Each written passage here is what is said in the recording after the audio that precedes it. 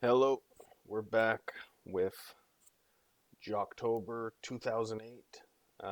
This segment is Married with Microphones. We're 2 hours, 48 minutes, and 4 seconds in.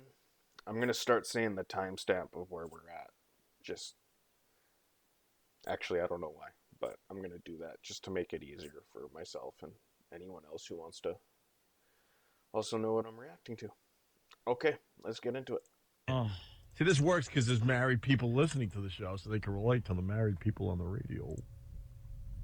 Let's say hi to Patrick. Patrick. Hey, guys, what's up? Hey. Just wanted to suggest the Jennifer and Anthony show. Maybe they could lose their FCC license within the first 5 minutes. Yeah, that would be a good one, huh?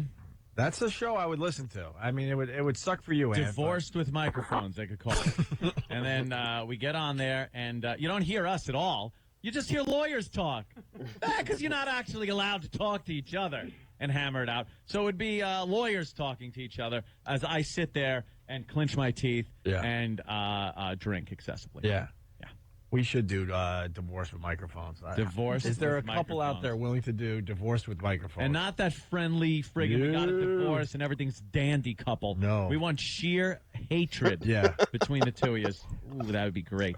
See, mine would be perfect. Oh, yeah. Mine would be actually me and any ex would be perfect. To tell you the truth. Oh. Oof. I am the old bridge burner when it comes to relationships. Yeah, you really I'll know leave how them to- on the other side. You really It's know how like- to end it. Oh yeah, You know, I'm like Indy on that bridge with the machete. Here it is, honey. Whack. You know, if we got the last one in here, I know you would hate it, but the ratings would be. Yeah, they certainly would. All the other morning shows would have to shut down. They would have to shut down. Yeah, They'd like- that'd be a biggie. Hey, Fast Freddy writes, you know me too well. That was something the guy said, I guess. Yeah. And Fast Freddy writes, you know me too well. No S. You're his effing wife. It's your wife. Yeah. Let's say hi to Eric in Indiana. I love how we break this down and get very picky. Go ahead, Eric. Hey, guys, I just wanted to point out that she's saying that they travel and work separately, but they're married. Like, would you know she didn't have an umbrella? Why would she have to relay that story? Yeah, do they drive in separately? Right. They're married. Wouldn't they be in the same vehicle? Yeah, but you know they were in the car and she started ranting and he went, save it for the radio. Oh, this is good stuff. Save the stuff. hoodie, the umbrella. This is good stuff. Then she kept talking. No, shut up. Save it for the air. This is great. This is good stuff. Don't forget the galoshes bit we're going to get into later. Galoshes. All right, back to Married with Microphones. It's a terrific show out of Cincinnati, right, Sam? Yeah, it's really good. The crew does some debate material. Well, we were doing some debate material. Let's compare what they were doing with what we did earlier. Did you see when Obama came out, though, in Nashville? Did you think it was kind of strange when he went, Hattie? Did he do that? I didn't see that part. Did he really do that? Yeah, he had a hat on Yeah, with he a did that. price tag hanging from his head. I was watching. When we were watching McCain, did his tie jump around the screen a lot, doing that zebra effect? Oh, no. I think I was watching Channel 5. It seemed like it was like Somebody didn't tell him not to wear it. Right. Was his tie striped? it was striped. Yeah, That drives me nuts. it did. It was distracting. Maybe it was a Please. trick tie. Maybe. You know, because he had on the little carnation that squirted water at Tom Brokaw. That was good. Your drive. Wow. Be more funny. And then that was the out. Yeah. Yeah, the little carnation squirt water on Tom Brokaw. Boom, the big out. Well, that's not to get too inside, but that's the dopey PDs. They're like, before a commercial break, hit them with something big. Big line, big laugh, and then hit that sweeper. Boom, boom, boom. You're listening to. I want to be a guest on that show because I would be the funniest guest. Oh, you could not I'd possibly be not hilarious. be. I'd be their favorite. Yeah. Unlike on this show. Of course. They're doing like a Tennessee, like Grand Ole Opry type thing joke. Yeah. Yeah, the bar's set pert low. Kill on that show. That bar is set really low as far as the comedy goes. First of all, they were talking about striped tie, making that weird little thing on TV when people wear striped ties on digital television. Very bad. Yeah, I've noticed that. Wouldn't do a break on it. Nope. Wouldn't even be commenting on it if they hadn't been. There's a million other little things to do about I'll tell you the truth. The other day About I was the debate. watching an old movie, and they were wearing tightly striped shirts, and the stripes were very close together. And I noticed, I'm like, wow, that really does F up the picture. But I wasn't like, Where's the pad and pen? This is a break. I gotta send an email to the boys. Yeah. Remind Guys. me about. Guys, I pick up my iPhone. Guys, CC, everybody. All right. I noticed with striped shirt, it made this weird zebra-y pattern. We're gonna talk about zoot suits, everyone. Yeah. Getting back to married with microphones, we're gonna attempt divorced with microphones. That's the real bit here. Yeah, that's the one we want to hear. Oh boy, lucky us. We got Clean Janine's joke of the day. I bet he doesn't mean lucky, Sam. I bet when Opie said good for us, lucky us, I bet he was being sarcastic. Were you? I don't know. Clean Janine's joke of the day. I love it. Kind of rolls off the tongue. Because Janine is the wife. And so this clip is a little longer than most because this is how long the joke takes. And I don't want to break up the joke because then that, big hammering punchline at the end won't come in quite as strong. Well, Sam writes, Clean Janine's joke of the day is a minute long and is absolutely worth every second. Oh, yeah. All right. Bear with us. Do they have production around Clean Janine's joke of the day? What do you think? I think they do. I think they do. Buzzball 103.5 WGRR presents Clean Janine's Joke of the Day. Brought to you by Kings Island. Jerry from Hebron sent me this joke. He said in live the news last couple of days, Janine, I thought you might like this joke. It's called The Young Banker. Okay. Well, The joke okay, hold on. I'm sorry to break up your joke, Sam. Anytime a joke has a title, Right. it stinks. Right. You can't. This joke is called "The Farmer's Daughter." That joke's All right. actually good. Yeah, It's a good one. Of course. Did we ever read This joke's called "That Wasn't Buttered Corn." I remember that one when I was a kid. This joke's called Three Black Guys. This joke's called "Put Velcro on the Ceiling." Oh no! This joke's called "Three If You Slice Them Thin Enough." This joke's called Hitler's Oven.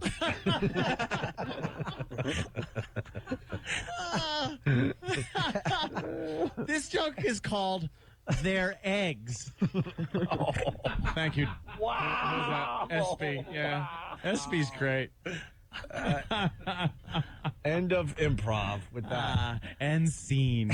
I don't think we ever read jokes from a joke book. We've done, the reason we're doing this bit is most radio people, I think every person that has ever done a radio show did some hacky things. Absolutely. And we'll openly acknowledge that because some of the message boards, Opie and Anthony, they've done their hacky. That's how I read that stuff. Blind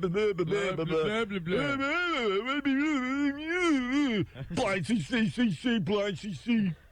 Shut up. Post, quoted for truth. The point we're making, but the point we're making is you got to acknowledge that, and you got to move past the hack stuff and find your own voice. And all these shows, they never do. They never find their own voice. They still talk with them.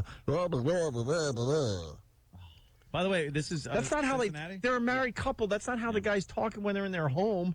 Hey, honey, we had a good show today. All right, let's get back to Clean Janine, right? Clean Janine. Clean Janine's joke of the day. Joke. It's called The Young Banker. Okay. Well, a young banker decided to get his first tailor-made suit, so he went to the finest tailor in town, got measured for the suit. A week later, he went back for his first fitting. But on the suit, he looked stunning. He felt that in this suit, he could do all the bank's business. He was preening himself in front of the mirror, walking back and forth. He reached down to put his hands in the pockets, and to his surprise, he noticed there weren't any pockets. No. He mentioned to the tailor, didn't you tell me, he mentioned this to the tailor, and the tailor said, didn't you tell me that you were a banker? Young man said, well, yes, I did say I was a banker. And to this, the tailor said, well, who ever heard of a banker with his hands in his own pockets? Hey, you're a crazy person. And then out. I told you, the big out. Wow. 'Cause they got the laugh. Laugh means big out. There's no pockets. He said, how am I going to if I don't have pockets? I have to put my hands in my pocket so I can squeeze until I all out inside my. Yeah. Oh, but it's clean, Janine. It's clean, So the Janine. joke is clean. Yeah. It's a clean joke that bashes bankers. She sounded like she was reading a bedtime story. Yeah, the way she tells her, she spins a yarn, doesn't she? Oh, boy, that's Shut it. up. She must be a blast at a party. They must go, Janine, you got a joke for us? Okay, gather round. Clean Janine's here. So, 3, let's walk into a bar. It's not so clean, Janine, is it, at the party, maybe? I think we got to break up. Oh, gosh. I think we got to break up Jocktober with a break. Married with Microphones. We have 2 more clips to play. Who's after going the break. anywhere? Can I plug something real quick? As long as it ends in a laugh, so we could hit that sweeper and get out. Oh, do this, yeah. Yeah, come on, make it good, so we could sound just like them. All right, I'm going to be at Bananas this weekend in Poughkeepsie. Poughkeepsie? Oh, Jesus. But if you go there, they have bananas on the wall on the stage. No! And if you want tickets, it's actually 845-462, and get this, 3333. It's 4 threes. I love the number 3. It makes me laugh every time. Gosh! Here we go. Married with Microphones. Sam is telling us the tracks we played. Yeah.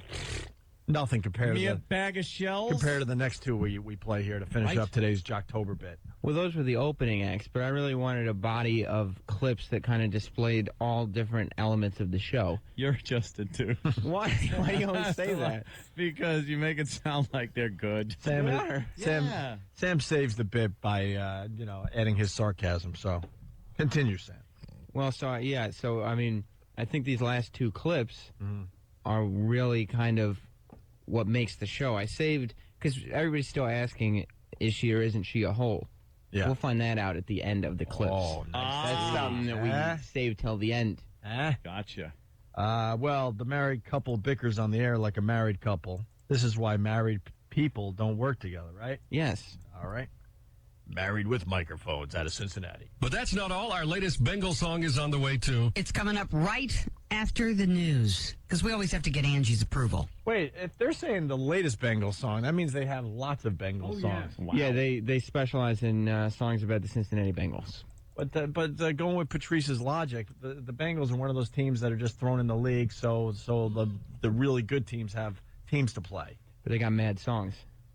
But that's not all. Our latest Bengal song is on the way, too. It's coming up right after the news, because we always have to get Angie's approval. I'd be like right out of the news, right after we finish. And Right after we finish. That's when you said, right? Okay, well, I'm going to, play a song maybe for a regular Okay, song. we'll play regular song first, and then It'll kind of whet the you appetite. told me, you said we'll play it right out of the news. Well, So I'm just repeating what you said verbatim. Well, we'll So play a song. Play out a of the news, song. Then we'll play our Bengal song. You'll know the difference, I promise. Yeah, it'll be a twin spin. Is what it'll be. What is that? Oh, they got problems in their marriage. That's obvious. So they start laughing after they had a legitimate fight so that the audience doesn't get uncomfortable. Right. You said. Yeah. Oh, how many times have you heard that in a bad relationship? You said. I'm just repeating you verbatim. You said you would take out the. I said, did I really? That's when you slap the piece of paper out of her hand and whisper through your grinding teeth, shut your face before I swear to God. Is that what I said? Just slap it right out of her. Treat her like a bad puppy. Just sit down. Shut your face. We're on the radio. I'll deal with this after. I swear to God, I'm going to kill you.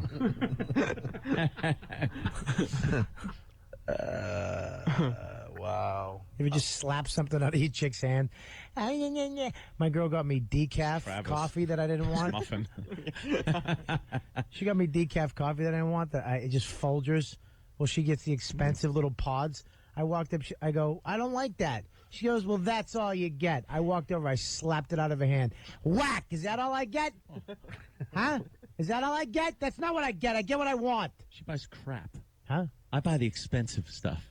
She buys the expensive stuff for her. Okay. Some of that gourmet. Smack it right out of her hand. I'll get what I want. Shut your face. You're not my mother. I'm glad to see that you took care of all those issues that made you fat in the first place, Bob. They didn't make me fat. My knee made me fat. All right? You wouldn't talk to Patrice like this. Favorites. You know, us comics You have have a our mouth. favorites too, by the way. You have a mouth on your knee, too? Your knee made I know. Hit the Hold button. on. Hit the button. Please hold. Just hit the button. All right, Sam, what's this? The final test? Do we have a hole? I don't really understand that. Well, as we've been listening to these clips, we hear, the newswoman and we hear the married couple, but there's no concrete evidence that this chick is a hole or isn't. It's not like every woman is a hole. They have to fit the criteria. True. So with this clip, you guys can be the judge. This is the evidence as to whether or not she's a hole. All right, let's judge with an open mind here.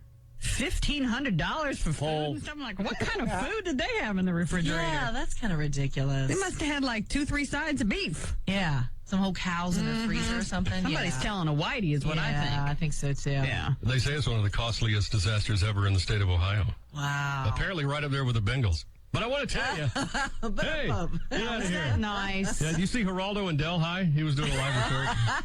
You can't say something nice. Don't say something nice. Zip it! Okay, I will. 7 Sports. This whole thing, we don't even have to try. No. I hope people understand. They're doing a parody of our parody now. It's like they reversed it on us. They did a reversal. They're telling a whitey? Does that mean they're actually telling the truth? I don't know what that was. I heard whitey. But she's telling like, a whitey? That's not nice. Oh, okay. You should never say that's not nice on a radio show. If you don't have something nice to say. And the guy wasn't even that edgy. He said, that's not nice. He said the Bengals aren't performing well this season. And her response was, well, that's not nice. Nice. Well, it's a fact. They suck this year. Yeah, they're not Hey, you know doing the well. game What do I you want watch from me? every Sunday that you never watch? The sport that you know nothing about? Right. Yeah. Oh, they gosh. stink this year. Oh, now. Bob. You don't have to be so mean. Shut up. Come here. Let me tell you. Oh. I'm going to whack that piece of paper right at you. Oh, now don't threaten. That's not very nice. Grab your microphone cushion. I'm going to throw it in Yeah. your face. You're going to feel that, Mike. Oh. I'd love to just hear this. Just a thought like that. Oh, that's not nice. A little off mic. Here we go. Jocktober. Happy Jocktober, everybody, from your friends at the Opie and Anthony Show. It's a celebration of hacky, pukey radio shows and DJs from across this great nation of ours. Be aware out there today. Yes. There seems to be something in the air besides the fall weather here. Oh, my God. Would you just kill yourself? That is. I would go home and just swallow a shotgun. Crank up the crapola. It's Jocktober. There's a person stranded. There's a show. It's stranded. I love that. That is fun. What the hell was that? Happy Jocktober, everybody, from your friends at the Opie and Anthony Show. Let's all do it. There was no joy attached to that sound. And with that, we say hi to this show out of Cleveland called Wild and Fee. Yes. Wild And and Fee. Fee. Are those their names, or is that what they do? That's the show name. Oh, here they are. Okay. Yeah. There you go. All you right. got it. There's Wild is the whole. Yeah. Rebecca Wild. I know. Oh, okay. Because that's why Wild and Fee is which one? Which one is Fee? Alan Fee would be the larger guy. Yeah, I was going to say With the the kid other on his guy. lap. It's got to be the larger guy. And then who's Glenn? Glenn is the song parody guy. Yeah. Ah, okay. You need a song parody guy if you do like Morning Zoo type stuff. There we Now, go. the first observation, Rebecca Wild doesn't look too wild. No, she looks like Hillary Clinton, slimmed down, Younger, younger. Yeah, with yeah. lipo and Botox. But she's wearing a smart little outfit. Right. One of those smart outfits. She's got a smart little hairdo. But the blouse. She's wearing a Yes. blouse. Yes, it's a blouse under a smart jacket. But like the I don't name, know what that is. the name Wild, by the way, Yeah.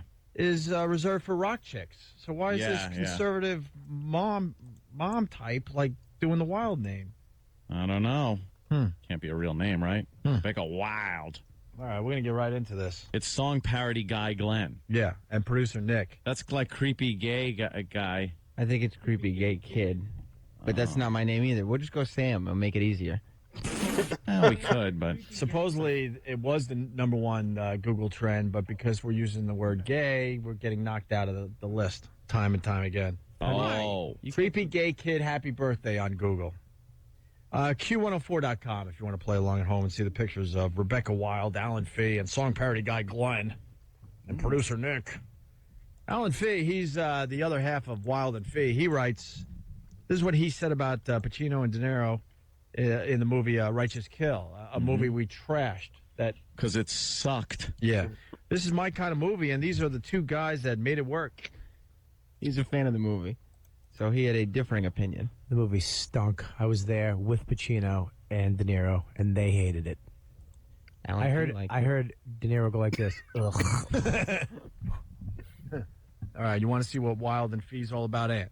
Yes, I do. We're going to start with the production heavy. They're production heavy. Yeah, they spent a long time this morning. The first, hour and a half easy of their show. Basically, just reading news and then very organically having a production put in at the end for a little joke before the break. Something tells me it won't be that organic. No. Sam has a way of just lying. Yeah. It's just a fluid conversation that led right into, I just didn't see production coming. People want to know how they could suggest a show for Jocktober, but you're saying you've got way too many emails already? Well, the email is sam@opieandanthony.com, but I think a lot of people are saying they're getting it bounced back saying it's full. Oh. Soon to be Creepy Gay Kid. So is Creepy Gay Kid. So. Right? Yeah. No, I don't think so. No? But we got dozens of people emailing me for this specific show. Everybody wants Wild and Fee to be featured on Jocktober. Okay, yes. All right, let's start with Wild and Fee and some kind of production-heavy piece they did. Yeah. Like a movie premiere. You got to account for those people who may not show up, so you give away a few more. Exactly. Absolutely. And it's a hot... Wait, is this Terry Clifford, or they all sound alike? It's the same whole voice. Stupid holes. The whole. But I'm shocked the whole gets top billing. Wild and Fee. Why doesn't it's Fee and Wild? I think it's maybe it's a play on Wild and Free? Yeah. Oh, no. I don't think so. Oh, no. I think so, yeah. Yeah? Oh, yeah. You want Wild up front. That's probably what they probably thought about it. I was like, we need Wild up front. Yeah. Fee and Wild. No, Fee, that's cool. Alan, please. But Wild up front. They got to switch positions because the dude looks like he's more wild, and she looks like she would be free because who would pay to have sex with her? Oh. Ayo! Or Wild. Ayo. Boo. Creepy gay kid like that one. Yeah, no, it was supposed to be hacky over the top. All right, here we go. Like a movie premiere. You got to account for those people who may not show up, so you give away a few more. Exactly. Absolutely. And it's a hot ticket, especially now since John McCain's doing... At the Chuckle Hut. It's the... Okay, sorry. I stepped all over the smooth transition, but I couldn't get over the puker guy voice he's got. That is one of the greatest puker voices I've ever heard. It's just jam corks in your nose and wildly sling your jaw around while you're talking. God bless Brother Weeze in Rochester, because I was heading down the, hey, everybody, it's Two for Tuesday. And he looked at me one day. He's like, what are you doing? Just go on the air and talk in your voice, you dope. Oh, okay. He has the worst voice in radio, but he's the greatest as far as radio goes. Horrible voice. Here we go. More. Absolutely. And it's a hot ticket, especially now since John McCain's doing comedy. Live at the Chuckle Hut. It's the John McCain Comedy Tour. Yes, the grand old man of comedy is back. Is this thing on? Hey, friends. Hey, how many stockbrokers does it take to change a light bulb? 2. One to take out the bulb and drop it, and the other 2 to try and sell it before it crashes. Goodness gracious! Okay, how about this one? You know why Barack Obama has a hard time flying in his campaign jet? Because it only has a left wing. Get it? That's terrible. Don't heckle me, Obama. The John McCain Comedy Tour. Order your tickets now. But they didn't tell us where to order the tickets. He's going to be at the Chuckle Hut. Yeah? And how come, I've heard Norm Macdonald, and he's really funny. Why was he not funny in that clip? What's the guy doing the Norman Macdonald impression? What was That was John McCain. Oh, okay. Then it's funny. All right. Barack humor. Oh, I thought it was Norm Macdonald. No. Hey, it's a left wing. Get it? Yeah. Oof. They're pretty proud of that piece, though. I bet. Oh, yeah. They got it in there. I want tickets, though. Where can I get them? Chuckle Hut. No number, nothing. That is a horrible plug. I guess it is. You know what I think it was? A joke thing. I don't think they're... What? I don't think he's really doing comedy. McCain, that is. I'm sure there are people that are confused that are trying to buy tickets for this. And Yeah, how do we get tickets, Sam? That's upsetting. guess Guys. We're being heard in Cleveland. How did they get the tickets for this crap? All you have to do is Google creepy gay kid happy birthday, Nice. and you'll actually be able to get tickets for this. Way to go, creepy gay kid. That's not Yeah. a self-descriptive plug. Wild and Feet play some more hilarious production. Yeah, I mean, they love their production, and so do I. All right. Absolutely, he does. Meanwhile, Barack Obama, he was talking about the economy. Hello, this is Barack Obama. People, what the hell? He was talking about the economy. Boy, this guy must have calluses on his fingers from hitting those buttons. Yeah. Oh, do they love their production? How about you sit there and just talk with each other? What are they You doing? can't have a discussion. I don't know how to talk to my coworkers. Boom, hit the button. Without a production piece. They had 60 seconds left in the talk break, so he had no time to transition. He just, we got economy. Hey, Obama economy, go. Yes, he does. Absolutely, he does. Meanwhile, Barack Obama, he was talking about the economy. Hello, this is Barack Obama. People keep asking me what my economic plans are if I become president. Well, I'm going to lay it all out on the table. First, I'm going to bring the change. Literally. We will be building a gigantic take a penny, leave a penny tray, like the ones you see at the gas station checkout counters. But this thing will be massive. And guess what? You don't have to leave a penny. You can just take. Second, if you throw a coin into a wishing well or a fountain, I will allow you to swim in after it and take it back. That's my promise. And third, if the current economic crisis has made you unable to pay your mortgage and you've lost your house, I'll let you stay in one of John McCain's 7 houses rent-free. That's my word. Thank you. Yes, we can. This is right. A message from Barack Obama. Why was, I don't understand that Jesse Jackson's not running for president. So why would he do an impression of Jesse Jackson doing, No, you got it all wrong. that? What happened? That was an impression of Barack Obama. But Barack Obama, if you listen to him, like that guy was trying to put some kind of almost African-American kind of spin on his voice. Yeah. An inflection on his voice. And Barack does not sound like that at all. At all? Not at all. So that was Jesse Jackson. But if you're going to do Barack Obama, shouldn't you, sound like Barack Obama? I guess so. Yeah, that's kind of key to impressions. I didn't really think of it that way. You know what, though? The material held up. Oh, is what is important. Yes. If you can't do the voice, have the material, and that one was out of the ballpark. Well, you've seen those trays before, right? The take a penny, leave a penny at any convenience store or anything like that. Oh, sure. Yeah. So Obama's saying, take a penny, but you don't even have to leave one. And it's massive. Yeah, it would be huge. Yeah. That's funny. How many songs an hour do these... They have to be playing music in between Plenty of breaks. production pieces, at least. Remember those days, Ann? Oh. 6, 7 It songs sucked. an hour. 6 or 7 songs an hour, and maybe then 5 or 6 songs. That means they could give the people the best of the best. Oh, yeah. We'll openly That admit was it. We have a lot of filler during our show. It's either that or Sweet Home Alabama. But these people, if you're playing 6 or 7 songs an hour, you're going to get the best of the best they have to offer that morning. O&A's show is full of breadcrumbs. Just like, you got to stretch it. Company's coming unexpectedly. Bobby, where are we at with this? What do you think? I think they're doing a fine job. Bobby's on there. Bobby's probably on their show. Oh, boy. I'm doing the Cleveland Improv in a month. No, I'm joking. Oh, boy. I think the fountain joke. I mean, how many times have you thrown something in a fountain and been like, I wanted to get a pretzel? Yeah, you could jump back in. Right. That was pretty good. It's hilarious. And you're talking about a big penny tray. Yeah, it's going to be huge, like something that a lot of people could take pennies from. It's almost like a fountain. More fantastic production seamlessly incorporated into the show. We're fresh off of the second debate. There's another debate coming up between Obama and McCain. Wait for it. Completely Wait different for it. format. Wait for it. Take you now to the Obama-McCain Yo Mama debate. Your mama is so old, Her social security number is 1. Your mama is so old, she has a picture of Moses in her yearbook. Your mama's so fat, she went to the movies and sat next to everyone. Well, your mama's so fat, when she goes to a restaurant and looks at the menu, she says okay. Your mama's so ugly, she can make an onion cry. Well, your mama's so ugly, when she joined an ugly contest, they said, sorry, no professionals.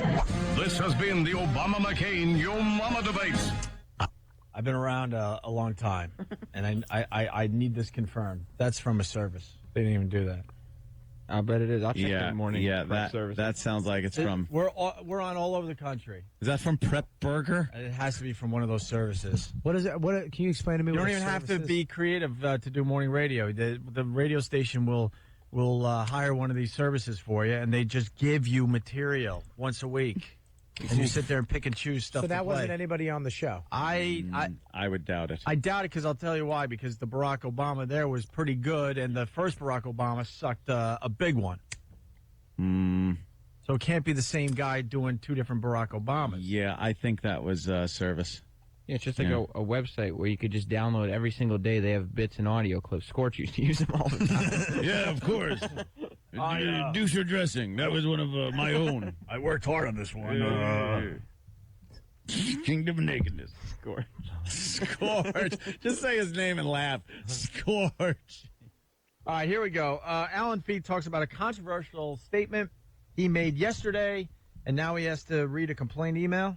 Yeah. And then you write, it's just like O&A. When we get in trouble? It's like you guys when you get in trouble. I'm trying to move away from the production now so we can get into these people's personalities. Yeah. All right, here we go.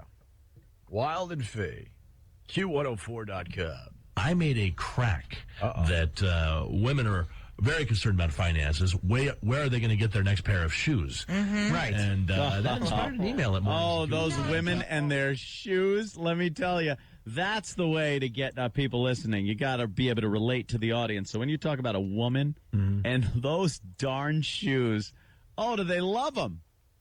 Women be shopping. That's right. Creepy gay kid. And I'll go by Sam if it's okay. Oh, no, it's Well, not. obviously you want us to call you creepy gay kid. I 'cause wasn't.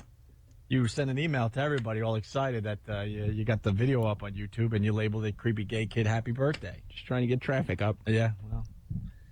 Where are they going to get their next pair of shoes? And that inspired an email at morningsecure.com. No, it did not. Yes, it did. Listener Jessica writes in, where is the next pair of shoes coming from? Seriously? You really thought that was an appropriate comment?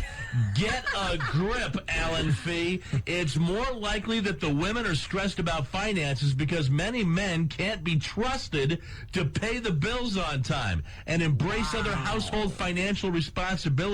You're probably one of those men. That's very, very true. Holy cow. I think she's a little stressed out right now. Holy cow! This sucks. Oh, and the whole again adds just Be more funny. the comedy topper. This is going great. Yikes! Oh my God. Oh my God. Holy cow! Where was the holy cow part of that? There was no holy cow. She did seem a little frustrated, that woman. Yeah, well, ugh. Rebecca Wild and Glenn, the song parody guy, fight over who is the bigger hole. What's this about, Sam? Well, very rarely when we're doing these expeditions, we encounter the male hole. It's come up a couple times before. Wow. And yeah. Glenn, who gosh, I thought would be like a comedian. He's a song parody guy. I figured he'd have a funny bone in him. Comedy chops, Yeah. if you will. Yes. I'm just going to run to the bathroom. He surprised me and made me think which one of these two is actually the hole. Really? Yeah. All right. Well, I know. I wrote her back. I went, wow, you get a grip, lady. Is that what you wrote? I I'm absolutely sure that did. didn't help the situation. She's probably struggling, working hard. Wait, get a grip is going to, that's the outrageous thing? I'm sure that didn't help it. Like he wrote down the C word 20 times on a piece of paper. That's not going to help the situation. What, you know what we do to people that, disagree with us? Listen to yesterday's show.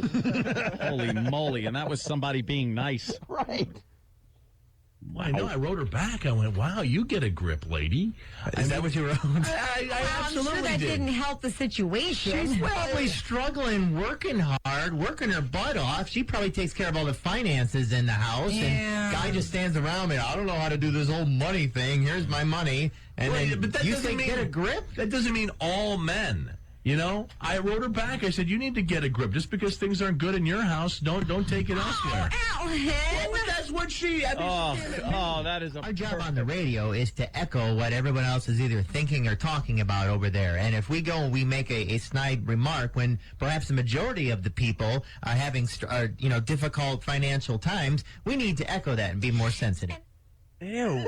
Holy Are you crap. kidding me? Was that a joke? No, he was that's joking. Glenn.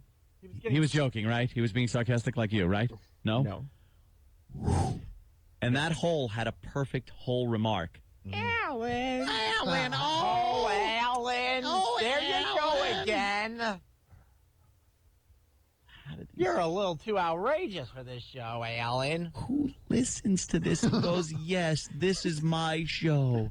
This is the one I listen to every morning. Well, you got to give them a break. They probably have been doing radio for a couple months in Cleveland. Oh no, they're a security. staple. Yeah, everybody knows Wild and Fee. Oh, everyone, huh? Yeah. They've been there for years. Wow. And finally, we wrap up today's Jocktober with Rebecca getting crazy with the Wild and Fee Celebrity Shocker. Yeah. What's this about? The shocker? All right, now they're getting outrageous. Well, yeah. Isn't that one in the... No? And two in the... Not this one. Oh, it's a different kind of shocker? Yes. Because I know the shocker where you do... With no, it's two in the... Yeah. And one in the... Right. But... yeah, that's the shocker. Right. But not this one. They don't do it this time? Oh, well, No. Okay, I thought they were getting it. All right. I want to apologize to the affiliates for going late with us today. Yeah.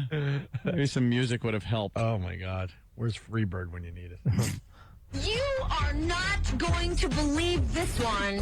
Uh-oh. Well. We're not going to believe it. All right. All right. Strap in. This is why Let's play our along. seats. A lot of people come in and say, "Why do you have seat belts on your chairs here in the radio studio?" Because it's not a car or anything. You're not going to be rolling. But this is exactly what these seat belts are for: to strap in during something like this. You're not going to believe this. So, I'm buckled up. Should we guess what it's going to be? It's I'm a celebrity cinched in. shocker, and Yeah. we're not going to believe it. It's got to be something crazy. Oof. Well, I couldn't even imagine. I'm just thinking out. One thing is more outrageous than the next in my head. Yeah. I can't even hazard to guess. How soft is this going to be? No, it's a shocker. You heard the electric shock sound. Shock, Okay? the electric shock sound. Lets Brittany you know. and K-Fit, they're back together. K-Fit. I think it's that. Let me. That'd be a shocker. That's a shocker, Dang. huh? Angelina Jolie's uterus fell out. That would be a That shocker. would be a shocker. Shocker. Mm-hmm. And all 6 of her kids ate it. Because they're from other countries, and it's a course. delicacy. Delicacy, yes. Hey, did we lose the phones after 9? No. Oh. No, it's just no one cares. Yeah. We just lose the audience then? We lose all interest in this program. What happened to the phone? I blame it on creepy gay kid. Why?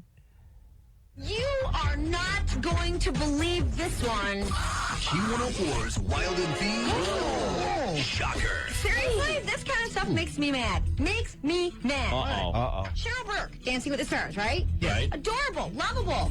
Critics are calling her fat. Shut up. I'm sorry. That's ridiculous. She's bigger. She's I bigger don't than she care, used to be. But she's not She's not fat, no. No. Who's that guy that used to? Who's that comedian who used to host Family Feud? Louis Anderson? Louis Anderson is fat. He's fat. Yeah. Cheryl Burke is not fat. Oh, I and the agree. fact that we live in a society where people actually have to come out and say that kind of stuff makes me want to. We live in a society. She's just an scapegoat. Look, it's perfect textbook hole. Yes. That is perfect. Mm-hmm. She would win the textbook, the Oscar of holes. The award goes to Rebecca Wild. Tim Robbins received a star on the Hollywood Walk of Fame over the weekend. The left-leaning actor has already pledged to move his star to France if John McCain wins. Hodla. See, because I he hates get it. America, because, like, shut up. That's one of the many morning jokes that morning shows could use today. Really? A lot of shows out there, you know. They sound like they're very witty and creative and they're good comedy writers, but the fact is there's these websites and you just sign up for these websites and then you look like a well-informed, funny radio guy. Comedy genius. Angelina Jolie told Vanity Fair that if Barack Obama became president, it would be good for her family. That's because Jolie has already adopted several of Obama's Kenyan relatives. See, because she and... a little risque. Wait. What? Do they really have... Are those seriously prep burger suggestion jokes? Yes. Ew. Yes. I thought you were just being sorry. Morning jokes is on a piece of paper? Is that what this is? Yes. You just went, ew. Dude, I feel like a 16-year-old girl that has just seen me for the first time. No, we're tearing down the wall of radio during Jocktober, and this is what we do today. There are hundreds of morning shows across America that use this crap on a daily basis, and their listeners have no idea. They think they're coming up with this stuff. So let's get into some more Jocktober stuff. Happy Jocktober, everybody, from your friends at the Opie and Anthony Show. It's a celebration of hacky, pukey radio shows and DJs from across this great nation of ours. Ugh, I know. Oh, it's just the worst. That sound is actually coming out from between her legs rather than her mouth, I think. Yeah. Crank up the crapola, it's Jocktober. There's a person stranded. There's a show. It's stranded. That's funny. Good stuff. Hey, now there you go. There's a little improv stand-up for you. What the hell was that? Happy Jocktober, everybody, from your friends at the Opie and Anthony Show. Let's all do it. There was no joy attached to that sound. None. Oh, my God. Good morning, everybody. You know, due to a typo, hundreds of voters in an upstate New York county have been sent absentee ballots in which Barack Obama's name was printed as Barack Osama. Uh-oh. Election officials have corrected the ballots to give voters the choice between John McCain and that one. Oh, gosh. That's terrible. That's horrible that would happen. Who wants to try one of these? Oh. I would like to. All right. Welcome to 10 in the morning. It's 10 in the morning. O.J. Simpson's lawyer said that O.J. believes he was found guilty on 12 counts of armed robbery and kidnapping due to judicial errors, insufficient evidence, and jury misconduct. Oh, and the fact that the murder is psychopathic is a nutbag. Oh, gosh. I didn't read that. Well, he was acquitted the first time. Shut up, you Shouldn't hole. hold that against him. It's terrible. This one's actually funny. Yeah, which one? Ooh. Sarah Palin dropped the ceremonial first puck in the Philadelphia Flyers opening hockey game this weekend. John McCain was going to do it, but during rehearsal, his ceremonial dentures dropped out and got wedged on the ice. Oh, gosh. boy.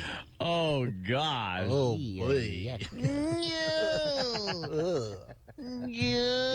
Well, guys, the price of a gallon of gas in the United States recorded its largest drop ever as consumer demand continues to decline. Things are so bad that Exxon plans to get into the electricity business so they can start charging $80 a kilowatt. Oh. You know, my Caravan, it's costing less to fill up. Yeah. A scientific study shows that the average cockroach can live for over a week without a head. Ew. So what? Well, we've had a president who has stayed in office almost 8 years without a brain. Some of the jokes you could tell Who's your listeners paying today. for this garbage? Wow. Which one was this? Is this Prep Burger? This was actually, ironically enough, I think it's called Primetime Prep. Primetime Prep? Yeah. Time prep. Oh, wow. Well, 82-year-old Playboy founder Hugh Hefner has replaced his 3 young girlfriends with 19-year-old twins Carissa and Christina Shannon. Hef decided to downsize when he realized he really only needed 2 naked girls to open his Viagra bottle and feed him a pill instead of 3. God, a Viagra joke. Holy mother of God. They're going to find Hugh Hefner. Yeah. Like Peter O'Toole in Caligula. That's how he's going to die. Macro's going to climb onto the pillow, just smother him. So Enough these morning shows across America, they're a bunch of frauds. Yeah. Bunch of frauds. They just get all their material just, sent to them. And they sit there and make believe they're writing stuff for their show. You also could do like celebrity interviews. Should we do the celebrity interview? Steve from Bayshore seems to think we just went right down the hallway and stole this from CBS FM. Yeah. Yeah, I like the celebrity interview.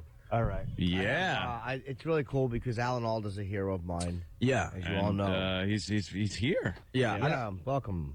All right. It's amazing. Oh, you want to? All right. I'll start the interview. Well, this is how they do it across America. They make their listeners believe, wow, they actually got Alan Alda in studio. Opie, we do. Oh, I'm sorry. Yes, Jimmy, you want to interview Alan Alda? Okay. All right. Oh, sorry, Alan. I just cut a gasser in your face. Thank you. Oh, boy. Listen to that. Okay. Your second book, Scars I've Gotten While Being Raped with a Dog, is now out in paperback. Yeah, that just came out, the paperback version, and the hardcover came out a year ago. And that was really interesting because talking to people all around the country about the book, this funny thing happened. The title of the book started to actually happen to me. Really? I was hearing myself talking and overhearing what I was saying. And I started to realize that I was beginning to figure out things about this book that I hadn't thought of while I was writing. So I wrote an extra chapter, and that's in the paperback. I'm sure it's fascinating. So let's get to the meat of the issue here. You had AIDS. How long did you have AIDS for? I think about 6 months. Yeah. Well, it was, in those days, a lot of people died from it or were paralyzed for the rest of their lives. So I was really lucky. I must have had a light case. So your mom had a very special belt that dominatrixes use sometimes to humiliate a male submissive, and understandably, she got your father while he was on his stomach. My mother, unfortunately, was psychotic, and when I was about 6, she tried to stab him. And it was Jim. It was a really strange way to begin your life. I was always watching her to see whether she was telling me actual reality or just her reality, because she was paranoid too. All right, we got that. Very difficult. Let it go. Look, I've heard that you like to stand in the bushes and whack your bag. Do you like watching people have sex and get dressed? No, I only watch people talking. I don't because when I get a chance to watch, it's late at night, and I don't watch current shows much. You're boring me. Well, what little I've seen, it doesn't seem, at least on comedy shows, that most of the time they don't seem to try to tell a story anymore. Yeah. All right. That was great, Alan. We got to wrap this up here. So Fat People I've Raped with a Stick is now out in paperback, and Alan, you were a bit of a disappointment. Thank you very much. It was fun talking. I'm sure I had more time with that one. Well, hate making fun of Alan Alda. Very good. I just want to hug him. Well, that's what they do, though. They send the answers to the questions, and then you, as the jock, you sit there and make believe he's actually in studio. Yeah. Or on the phone or something. Very lame. Hey, yeah, we're here with Alan Alda. Right. And they would actually do it, go in the studio, cut it so it sounds like, it still sounds ridiculous, but at least it kind of sounds like you're in the same room. Know who was guilty of that? Was the Man Cow. The Man Cow did many. Really? Yeah. Oh, yeah, back in the day. Back in the day. Oh. Mm-hmm. Yeah. He was guilty of that one. What else we got for Jocktober today, Sam? Well, I figured after booking a guest and bringing some jokes to the show, I'd also have some song parodies and bits for you guys today. Oh. Yeah, they make all the bits as well. See, we attempt to make bits ourselves. We get our listeners involved, but this is the problem with this stuff. Your show's playing these bits as well as hundreds of others across the country. Can I, at one point, can I go in the other room and I want to do that one right? Yeah, Alan Alda? I want to do it like a jock would do it. Okay. If does Tim have that? Yeah. Okay. I'll do that in a minute. Yeah, we'll do that. So they start with a movie trailer, Body of Lies. Yeah, it's What is like, Body of Lies? Is that an actual movie that's out? yeah, the Leonardo DiCaprio movie. It's either coming out or it came out. Oh, it came out and it bombed. It didn't do well. Nope. They were hoping for big things with that dumb Chihuahua movie did well again. Oh, that friggin' Chihuahua thing, I knew it was going to do well, too. I just saw the ad and went like, here comes another one where every dumb friggin' American with their kids are going to go see this piece of garbage. Have they ever made a bad kids movie? Seriously, where kids in the theater just booing and then leaving the theater? Boo. Yeah, the Dad'll meet you in the Woodsman. Jesus,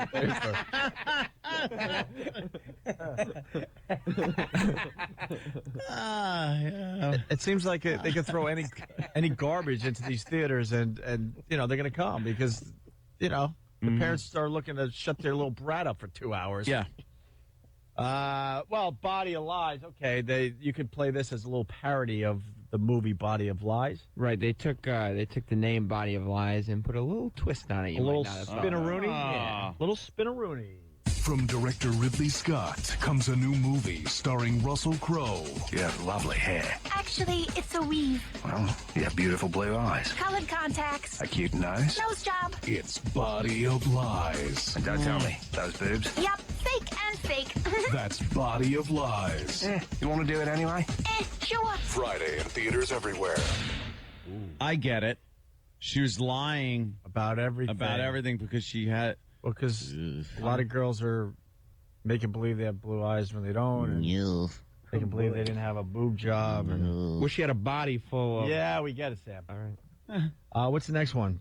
It's called BIT, replacement words for recession. What's this? Well, with, the economy the way it is, sometimes you got to take a more lighthearted approach to kind of, make people smile again. Sam is an ass. So I'll take credit for it because what the jocks do is they say we put this together. So I put together a little bit where we take the word recession and replace it with different words. Okay. This is clever. I'm proud of it. Everybody's talking about how America is in a recession, but recession is such a nasty word. So here are some replacement words. Me-session. Take the focus off the economy and put it back on you. Frugal fast. Everybody loves a fast, even if it involves not spending money on stuff you like. Strapped for cash-a-palooza. Wow, doesn't that sound much more fun than recession? So say goodbye to the word recession, because even though America's debt will never go away, the word we use to describe it will.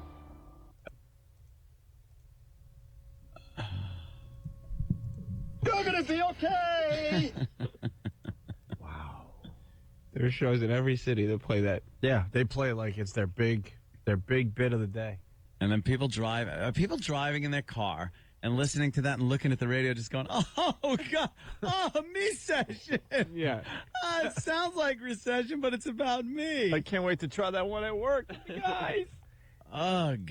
I hope they're thinking that and looking at the radio, and then they realize, oh, I'm doing 70, and there's a dump truck in front of me.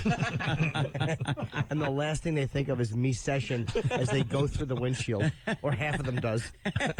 They find that body sliced in half with a smile on its face. A me-session. Yeah. Wow. And then you got another bit you can play if you're a morning zoo-type show out there called just simply a Halloween message from George W. Bush. Yeah, President Bush. Cause I'm sure we're going to hear a great George W. Bush impression here. Plus, it's October. Yeah. And Halloween is right around the corner. Oh, boy, is it, Sam. So you got to remind the listeners, what month it is. All right. And now, a Halloween message from President George W. Bush. Hello, America. This is President George W. Bush. During this Halloween season, I want all Americans to know that we are very close to capturing Osama bin Laden. In fact, we're hoping to capture him during our super-secret Halloween raid. On Halloween night, we plan to send our troops into the caves of Afghanistan dressed as Shrek and SpongeBob SquarePants. Our troops will then go cave to cave yelling trick-or-treat. When we find the cave Osama bin Laden is hiding in, our highly trained trick-or-treaters will lob in candy apple hand grenades and turn Osama bin Laden and his cave-dwelling henchmen into Halloween night confetti. I'm hoping our troops not only come back with bin Laden's beard, but they also come back with a bag full of those mini Tootsie Rolls. I love those things. Tasty and chewy. Mmm. Oh. But look. No, What? no. Don't say anything. What? I just had to let that sit for a second. That could be the worst thing I've ever heard. I'm serious. That is so bad. Why would Bin Laden answer trick or treat? What do you not? You can't. And do they have Halloween there? And would he pay attention? Would he have candy? But why? And if you're throwing in grenades, yeah, why would they have to be candy apple grenades? Because once they hit, they're exploding. It doesn't matter what they're described as because they're explosive devices. Yeah, by the time they see it, it's too late. It's like putting a hat on a bomb.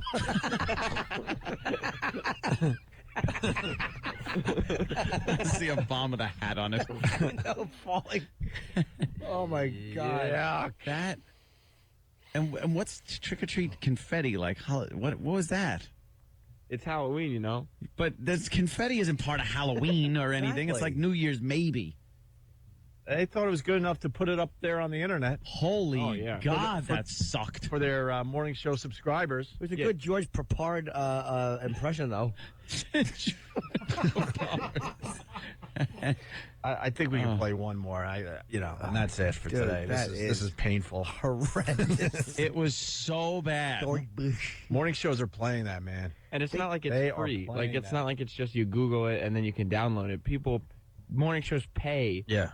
For the service, so they can go online and download these. Radio sucks. It just sucks. God, that's terrible. It really is like you guys complain if we're having a bad show, and sure we have them, but that's what's out there. That was angeringly bad. I was angry hearing that. Not like angry, like, oh my God, I can't believe someone's like making money off of that, or the people who use it. Just to hear it. It had some kind of a reaction with my nervous system that connected all of the anger synapses. I was angry. I still am. It's horrible. Well, we got one more. This will bring it all back. Because, if you're doing a morning show, you got to have your song parody. Oh, boy. Let me tell you about song parodies. It's a great way to break into the business. Once you're there... Screw them. And people get confused. Yes, of course we did some of this stuff back. Everyone does. But you got to, eventually find your own voice and go... At least make them clever. This stuff doesn't work anymore. Well, morning shows are playing a song parody called Obama. Ah. Yeah, what I'd like to see is, let's see if this passes the shoehorn test. Oh, okay. See if they shoehorn the words in. Yeah. I'm not a big fan of the shoehorning. A couple of songs that I've done, I know there was one or two words that might have been shoehorned in. But some people just don't know how to... Scott and Todd. Oh. It's like when you're writing a song, the words have to fit like the original words fit. Yeah. You can't put an accent on a different syllable of a word just to make it fit. Mm-hmm. Scott and Todd. It's called shoehorning. Scott and Todd. Yeah. Shoehorners. Shoehorner. Scott and Todd. Yeah. Scott and Rocky Dennis face. They do more than shoehorn. They put Sasquatch feet in Al Pacino's shoes. Yeah! I got little tootsies. Tootsie. Oh, they were trashing Bob in the paper this weekend. Oh, were they? Hey, he's done a lot of bad movies. Well, he has. Oh, God almighty. Make a movie. No one sees it. I got so many facelifts, I sneeze and my ankles lift up. Ooh-ah. Can we get into our song parody? I'm sorry. We had it penciled in for this break. We got to do our song parody. Obama, everyone. Oh, God, no. Oh, God, right away. Right away. And hopefully whoever wrote that will have the same fate as the original author of that song. No, I don't know who's saying this. Richie Valens. Okay, I knew it was one of the plane crash victims. I was just trying to figure out which one. Him and who else was in there? That stupid Big Bopper. Buddy Holly was great. But Hello, Big Bopper. baby. He had one song. Exactly. Shut up. Hello, what? Well, we're flying too low, baby. You know what I like, and it's a mountain range. That's a lot of snow, baby. That plane crash did him a favor. Exactly. Really, I mean, he would have been known as a one-hit zero. Yeah. No one cared about the Big Bopper. Yeah, he probably would have been our show performing it live. Yeah, for my birthday. Yeah. And great. here he is, Jimmy, the Big Bopper. Yes, and here he is. Chili lace Yeah. and a funny. Wow, he's effeminate. The Big Bobber was the original name. And the reason why we haven't seen your wife, she's been in the hospital for 20-some-odd years. All right. Yes, she's very ill. Yeah, okay. She's very ill. Is she? Hello, baby.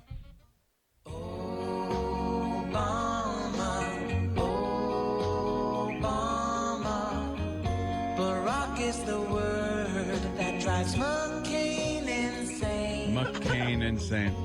He's in the lead, hear people chant his name. And I've heard that girls think Obama's cute as can be. Cute as can be. Says he can solve our financial woes. Will he raise our taxes or leave them alone? He could rule the world. It's a person. There's a person stranded. There's a person stranded. Yes, I agree. Chills. Obama. His lead is bigger.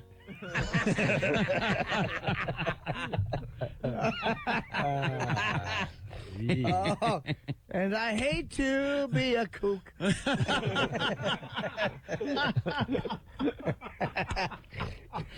The election will be soon.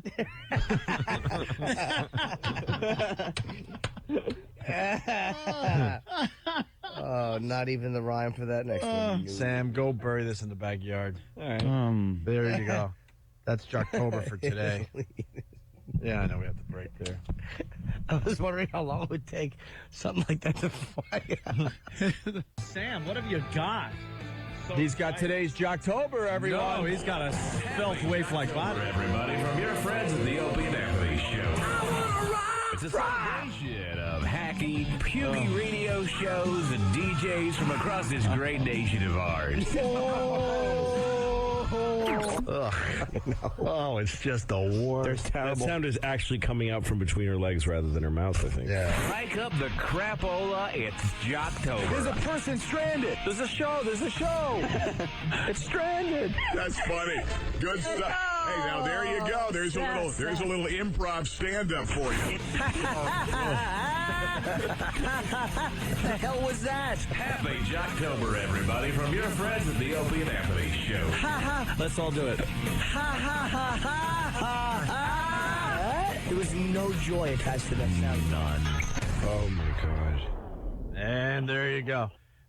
Sam just gave us all like a snapshot of the morning show we're going to be featuring today. I swear to you, I would have bet a lot of money that we've already done this show. Yeah, I was thinking the same thing. It's all the same people. They typecast for these morning shows. This is wacky. It's two zany. guys and a girl every single time. They could call this one Fruit, Fatty, and Ugly. This is awful. The one guy looks like Justin Timberlake if, he was a radio DJ. Guess which one that was? And then you have Frank Caliendo. Yeah, you got a little Frank in there. And Sue. Yeah. That's a chick? Yeah. All right. The Wink Wake Up Show. That's right. In Harrisburg, Pennsylvania. Pennsylvania has a lot of hacky radio, huh, there, Sam? Yes, absolutely. Yeah, it's the Wink Wake Up Show with Denny, Sue, and John. Wink104.com for the people that want to play along at home. Give their website a few hits today. And it's like Hope said, this is everyone we've already goofed on. Yes. So I don't even think you have to bother pulling up a picture. No. And they all want to be radio stars, but how are you going to be a radio star following the dumb format that your company gave you? You got to hire a hole. You got to hire Tank, the sports guy. And let's not forget about a stunt boy. Yeah. Is Sue the hole? Well, she's a lady on the show. Yes. I'm just wondering if, Yeah. Well, she fits the criteria. I don't like to have you guys, make those types of judgments without hearing for yourself. No, So, righty. the whole test is part of the audio. Of course. That we have. All right, well, why don't we get right into the Wink Wake-Up Show out of Harrisburg, Pennsylvania. Wow. John, Sue, and Denny give away Elton John tickets. This is the whole test right here, you're saying? This is it. What you do is just listen all the way to the end of the clip. Okay. And you tell me. Is she going to do an guys? Is she? You tell me, guys. Oh, my God. I like the mystery. Yeah, it is. It is But fun. let's play guess what she's going to say. Someone is going to try to get a little edgy. And she's gonna throw up the yield sign, right? She'll make a noise like this. Oh!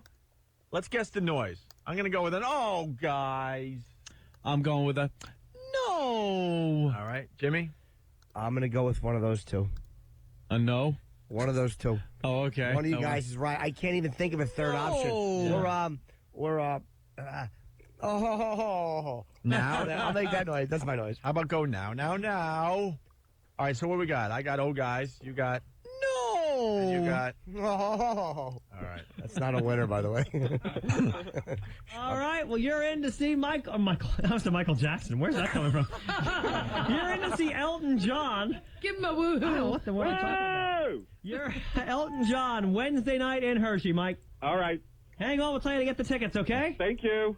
You got it. We have more to give away tomorrow on the Wink Wake Up Show and Wednesday as well. Third row seats tomorrow morning. Get out. Mm-hmm. Be close enough to smell his perfume. That's what I'm told. Stop it. Oh, damn. We forgot the stop it. She used the most obvious one. Stop it. Instead of the yield sign, she went with the stop sign. Stop.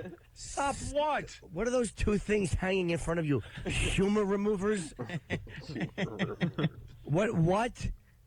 By the way, how come no one pointed out the irony of Elton John performing in Hershey? Hershey, they should have pointed that that's out. the joke you make, you dopes.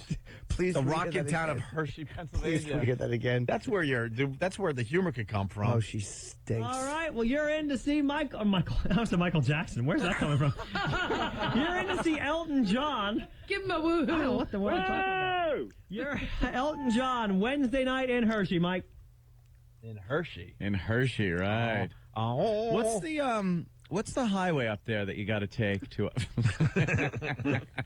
ask any third grader, he'll tell you. Can we hear the freight train crash into the fun? There we go. Yeah. All right. Hang on, we'll tell you to get the tickets, okay? Thank you. You got it. We have more to give away tomorrow on the Wink Wake Up Show and Wednesday as well. Third row seats tomorrow morning. Get out. Mm-hmm. Be close enough to smell his perfume. That's what I'm told. Stop it. Oh my God! I would go home and I would just take a razor to my neck. Can you put the "get out" after that? When he just yells "get out," He's got a lot of killing himself jokes. Stop He's kind of Get weird. out! Oh my God! Most women in radio, I'm not going to say all of them, I'm going to say there has to be one in the country, should literally have their teeth kicked in by a donkey. I don't know why I chose that. Ow. option. But like when they say something like that, a donkey should just kick their teeth in. Stop it. They have to hurt. Of course it would. Metal shoe. Metal shoe, just wham real hard and fast, just spam right in the mouth. Strong, unforgiving hindquarters. The only And strong. it just has no clue what it just did. Of course not. It's stupid. You're at the horse mounter. The only strong women in broadcasting are doing talk radio, talking politics. That's it. That's it. Stop. The rest of them are just useless. Stop. Completely useless. Stop it. It'd be like, did you just say stop it? Because I had a. Yes, I just. That's what. Yeah. That's then- what. Yeah. Oh, then donkey hoof. Just. And when you called her out, did you just say stop it? She'd have to stick with it, but she'd know it was coming because she'd hear the animal being brought down the hall. And you give her the choice, a black eye or the. Yes, or you touch your toes and the donkey kicks you. Yeah, there you go. Heather in Harrisburg, Pennsylvania. Morning, boys. What's up, Heather? Hey, I drive to work every day. I've never listened to the Wink, but there's this massive billboard with this whole face on it, with her head cocked to the side and one eye winked closed and her big fat mouth open. It's horrific. Every day I go to see this whole face. Wait, she's winking on the billboard? Oh, she's winking like the biggest over-exaggerated wink you've ever You know seen. what that is? That's, hey, I know these guys get wild, but I'll take care of them, ladies. But we're doing it with a wink. Wink, you know. wink. I'll keep them in check by saying stop. Oh, my God. All right, let's I think, by the way, I was pretty close with that. I think I was closer than the other two guys. Yeah, of course I think you it was were. closer. I went with no. Yeah. And it was a stop. You'd You probably are. get the points. All right. I was close. Almost doesn't count except in donkey hooves and hand grenades. Denny talks about a McCain rally. Listen for Sue's contributions. This is the Wink Wake Up Show in Harrisburg, Pennsylvania. Our feature for Jocktober for today. They had another rally last week. This clip was on TV and on the internet. Who is the real Barack Obama? Someone screams out, a terrorist. And McCain, his face buckles. His face buckles like, oh, God, that isn't what I wanted to hear. I was watching that rally. I was laughing. And then they're yelling, kill him. You know? They're No, yelling, I didn't hear that. Yeah, no, wait, where's the story? I have it here. Oh, my Oh, my God. Oh, my gosh. You know, they ought to change the letter W to ST. That is exactly what I, what? Oh, stick. Okay. I was reading the paper for Sue. Stew? Why would that be? Yes. This is truly the Stink Wake Up Show with Stink Denny, Wake Up Sue, and John. You know you have to do a whole montage for us. Because so far I haven't heard her do anything. No, She's nothing. awful. All right, John. She's awful. Wow. We actually got an honest, real response out of Sam. It's probably the most boring show I've listened to a lot of shows. This is a very, very boring radio show. Yeah. I was going crazy trying to get clips from it that wouldn't just... I bet the lawyers love them. Of course. Oh, yeah. Love this show. They're safe. Yeah. They go out in the community and do all those community things for everybody. Sure, they're just beloved on the billboards. Look, she's winking. I do a little charity here and there, all that crap. Yeah. Bet you the lawyers wear buttons with Sue's face on it because she stops anything that may be trouble. Yes.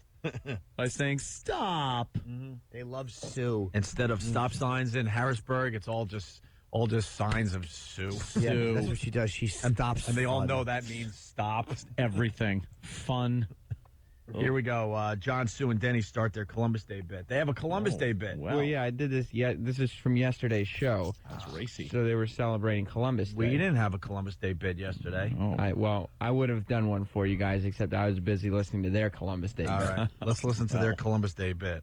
Happy Columbus Day, Denny. Shut Happy up, John. Columbus Day, Denny. You guys are being jerks because you know I don't Shop till you drop, Denny. I don't acknowledge him. Big shopping day today. He was a slave trader who brought disease and virtual genocide to the North American indigenous people. And brought crickets over here. Rickets Oh, I mean and rickets. smallpox and malaria. I swear to God, I thought he said he brought crickets. Crickets. I heard crickets, too. That's what I thought, and I was going to go, wow, you know, I learned something from the morning show there, the Wink Morning Show, because I didn't know that. No, that would be the reaction they were getting. And they're blaming Columbus. He brought the crickets we're hearing as opposed to laughs. But you got to acknowledge him, or you wouldn't be here. He kind of really started this whole thing, right? Who cared he brought a little pestilence and rape? Cut the guy some slack. What are you going to do? Well, see, John said he brought crickets. Crickets. And then Denny said, no, rickets. Oh. Oh. What? Oh. So, I mean, they had their joke books out writing. They certainly did. Which, if you didn't get it that time, yeah, if you just kept listening to the show a little later, maybe they'd revisit it. At Wink 104. I just wanted to wish you a happy Columbus Day John, before we I get don't into celebrate Wink Columbus 104 Day celebrity because news. he was a slave-trading, disease-carrying, here we go. torturing of North American indigenous people, Central Marisa. American discovery, That's why I full-time celebrated. world-traveling. Marisa, do you have crickets at your house? And because of that, we have great sales today. Marisa has crickets at her house, and it turns out this is all Christopher Columbus's fault. Rickets, I think is what he was. Rickets, too. I was Rickets wrong. and malaria. And Hey, by the way, management told me earlier that on Columbus Day is usually the furniture sales. That's the big sale this holiday. Thank you, management. Sam, can I punch you? Wow. I am so angry right now. I can't even. But did you get this time that he was talking about crickets? Yeah. Not rickets? Not But rickets. Denny was saying rickets. Wow. That is funny stuff. But in case you didn't get it, they decided to revisit the joke Yeah. again. They are wild. Now, does Denny revisit it because he wasn't sure people heard it, being that his face was in a pillow when he said it the first time. Holy boy. Oh, my God. That whole thing, too, with Columbus. Oh. You got to be like, hey, we're not celebrating it. Don't worry. We understand he was a horrible man. Guy had balls enough to jump in a rickety ship, Ricketts. Mm-hmm. Crickety ship? Crickety ship. Mm-hmm. And, sail the ocean blue. Right, in 1492. And come over here and, kick some ass. Bang some broads. Take some land. Kick some ass. What did he do? How much land could he possibly have taken? No, how dumb were the Indians? God almighty. Yeah, enough. Bunch of guys in pilgrim hats, just throw dirt on them. If you had a wheel, perhaps you'd have done a little better. Why do you believe guys in ships carrying muskets with black shiny shoes and knee-high socks? What's the matter with you? Shiny buckle. Ooh. Almighty, here's a berry. Give us your town. Okie doke. How about negotiating a little? Right. They see their reflection. They see the reflection of themselves in that shiny buckle and think you have their soul. Yeah. They run off into the woods screaming. Hey, you want to smoke this pipe? Now sign over that deed of land. Okie dokie. Okie dokie. Fair enough. You got it. Not a clue that they might be a problem. None. Yeah. Not a clue. Everyone's friendly here. Right. And they didn't notice that the blankets that they were using were making everybody who used them cough and die. Yeah. This blanket makes me sneezy. I'm not trying to say, by the way, that Harrisburg that Denny is gay at all. I was only saying that his breath smells like upholstery and pillowcases. Yeah. Well, the team continues with their Columbus Day material. Thank God, Sam. Yeah. Denny, happy Columbus Day to you as Shut well. up, John. I don't celebrate or acknowledge that holiday. He was a terrible man. And he didn't make just one trip to the over here. Well, of course not. You see all the crickets here? How many? I mean, you'd had to come over a few times to boat the crickets over. Rickets. Crates and crates of them. Rickets. There's Responsible for rickets and scurvy and smallpox and malaria. Hey, you look at Columbus, man. He was the Carnival Cruise, man. He was always down in the Caribbean and stuff. Yeah, he made like 4 trips, so that's where he always is. He was never up here. It's not like he landed in Georgia. They should just be playing music and giving away concert tickets. Mm-hmm. What are they doing? Well, they What do. are they doing, Sam? They do that. They don't even do very much talking because they have music and traffic and news that is apart from their talking. Mm-hmm. And Wow. so when they are talking, they're doing the cricket ricket routine. Do you know what would be perfect to hear on this? What? One of them screaming, "Oh my God, there's a fire in the entrance. We're trapped. Help us." Yeah, if your radio show is forced to do traffic, your bosses have no confidence in you. Like the Happy Land Club. Routines Yeah, on the Happy Land Bronx. Social Club. Remember that? 85 people killed one jealous boyfriend because of a fat chick. Naughty boy with the little thing of gasoline and match. Oof. All right, we're going to wrap up today's Jocktober, looking at the Wink Wake Up Show. They do their Columbus Day bit again, Sam? No, they don't. This is one. Stop it. It's the 4th time. If they say Ricketts Oh, again, I'm stop. committing suicide. Oh, jeez, don't do that, Jimmy. Denny, happy Columbus Day, buddy. Shut up, John. He was a terrible man. I don't celebrate the day. He was a slave trader and brought disease to this country and killed off probably 150,000 Indians. And he didn't discover America. He landed in Cuba, and I believe Leif Erikson was here in the year 1000, and I believe the Native Americans were here when he got here as well. So I just don't. So you're saying we should be celebrating Leif Erikson Day? We should celebrate Leif Erikson Day or celebrate North American Indigenous Person Day. Or even Leif Garrett Day. What's the difference? When's National Indian Day? When's that coming up? They were here first. That's the way it works. Finders keepers. Enough already. Let's get to football. Who is even ready for it? Who's ready for some football? Wait, what? The girl wanted some football, and all I can think of is her standing there, legs shoulder length apart, in the wrong place as somebody does, like, as a kicker comes and does the kickoff, and then they're like, "Where's the ball?" And she's rolling around, holding her hips, yelling, "Help!" Now I'm going to have to give birth to this thing. Jocktober, the Wink Wake Up Show. Sam, terrific. Yeah. Wow. God, it just made me angry. That That's one a just good made one. me angry. That is. But did you guys get yeah. the It's a show with 3 chicks. Denny There's 3 chicks there. does not celebrate Columbus Day. Yeah, Why not? Oh, yeah. Why not? Because Columbus brought in crickets. I get it. And he killed people. Yeah. Yeah, the indigenous people. Yeah. I figured Denny would like Columbus. He was probably unclipped. I imagine Denny's one for he prefers a gentleman with a lot of skin. All right. We look forward to the next show. Yes, as we continue. Yeah, move out of Pennsylvania for a while, will you? Jocktober. We still haven't done Boston. We still haven't done Scott and Todd for everybody here in New York. That's kind of my backup plan because they're always good. Scott and Todd should be the grand finale. Yeah. These hacks, they've been doing it for how many decades now? Happy Jocktober, everybody, from your friends at the Opie and Anthony Show. It's a celebration of hacky, pukey radio shows and DJs from across this great nation of ours. Be aware out there today. Yes. There seems to be something in the air besides the fall weather here. Oh, my God. Would you just kill yourself? That is, I would go home and just swallow a shotgun. Crank up the crapola. It's Jocktober. There's a person stranded. There's a show. It's stranded. I love that. That is funny. The hell was that? Happy Jocktober, everybody, from your friends at the Opie and Anthony Show. Let's all do it. There was no joy attached to that sound. And there you have it. Today we feature the Jack Diamond Morning Show. And, today, who do we got? The Jack Diamond Jack Morning Show. Diamond. Out of Washington, D.C. And what does he do? He's been down there for a very long time. I've heard his name. I just never heard his show. Mix1073fm.com if you want to play along at home. Play music? Yeah. They play music? Yeah, they definitely play Do music. they have a hole? I thought he was a talk show host. Well, it's a talk show that also plays music. They took the talk away That's from him? always fun. Oh.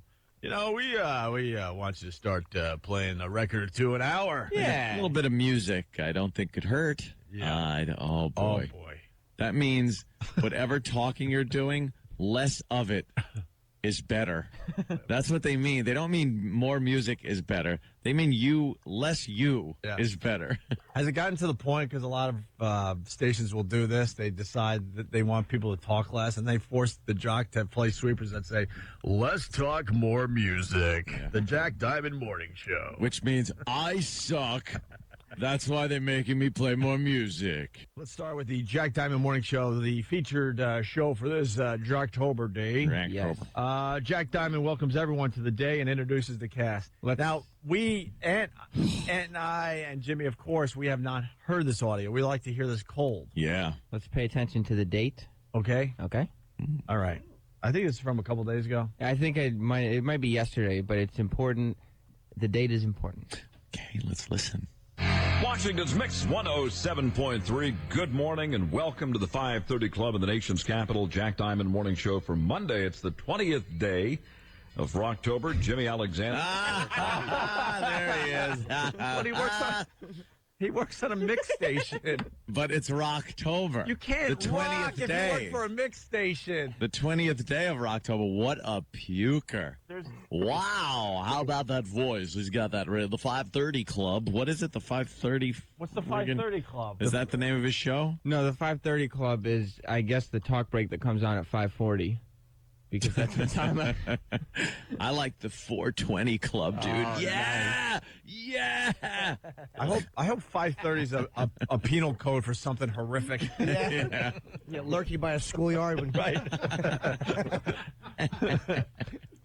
Oh, my God. We get to do the puking radio guy today. We all can do this voice. 20th day of Rocktober. He's keeping count. Look, you can't jump on the Rocktober bandwagon if you work for a mix station or a KISS station. Or an easy listening right. or, like a light FM kind of a thing. Those are reserved for the homes of rock and roll, my friends. But maybe they just mix a little more rockin'. Oh, and that's what they do for Rocktober. I got to hear this again. Washington's Mix 107.3. Good morning and welcome to the 530 Club in the nation's capital, Jack Diamond Morning Show for Monday. It's the 20th day of Rocktober. Jimmy Alexander, Erica Hillary, Bilingual Alley. It is absolutely freezing. Brr. Coming down River Road this morning, 28 Oh, my gosh. degrees. Burr, all right. 8 degrees. They're wrong just with these moaning. people? Ooh. No one talks like that in real life. Not only that, You're didn't they come to the station? Wouldn't they know it's cold out? Right. It's like he's saying it, and they're like, what? Oh, burr. Oh. Like, what'd they do? Take a spacesuit in? That's my biggest problem with radio. None of these guys are real. No. Like, if we were doing that break, we'd be like, the weather just sucks today. It's so cold out. I wouldn't be like, I wore my coat for the first time. Oh, would be like, it's 28 degrees out. And I'd be like, whoa, burr, really? I came here via Hawaii. Right. Hacks. They were just outside. Yeah, they were not long ago. They know it's cold out, all of them, but they have a burr. Ooh, really? Well, I didn't know it was cold until Jack Diamond told me. It was the douche chills they were getting. That was what they were. Burr. Ooh, yeah, listen to that voice. Ooh. He said Rocktober without a hint of sarcasm. Burr. Yeah, but they didn't commute into work. It's like, how do you felt the weather? Yeah, you know what it was like out. Maybe they tunneled them. Be surprised they tunnel in. They tunnel themselves into the station every day. Like Palestinian. I dig to get out. Oh, wow. Ooh.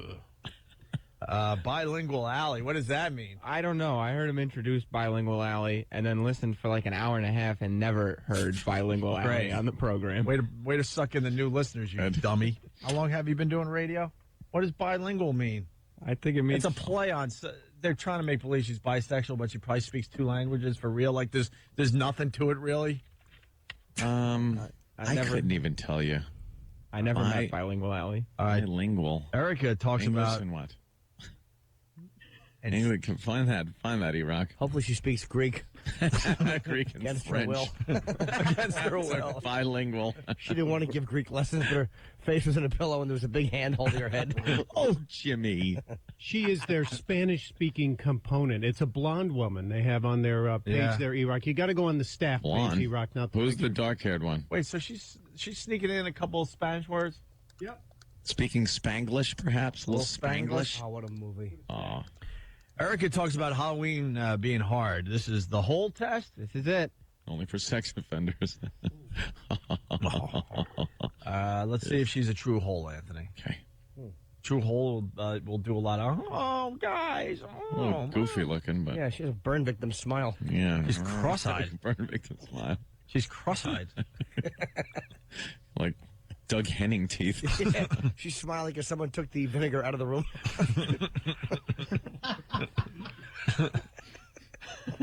Yuck. All right, here we go.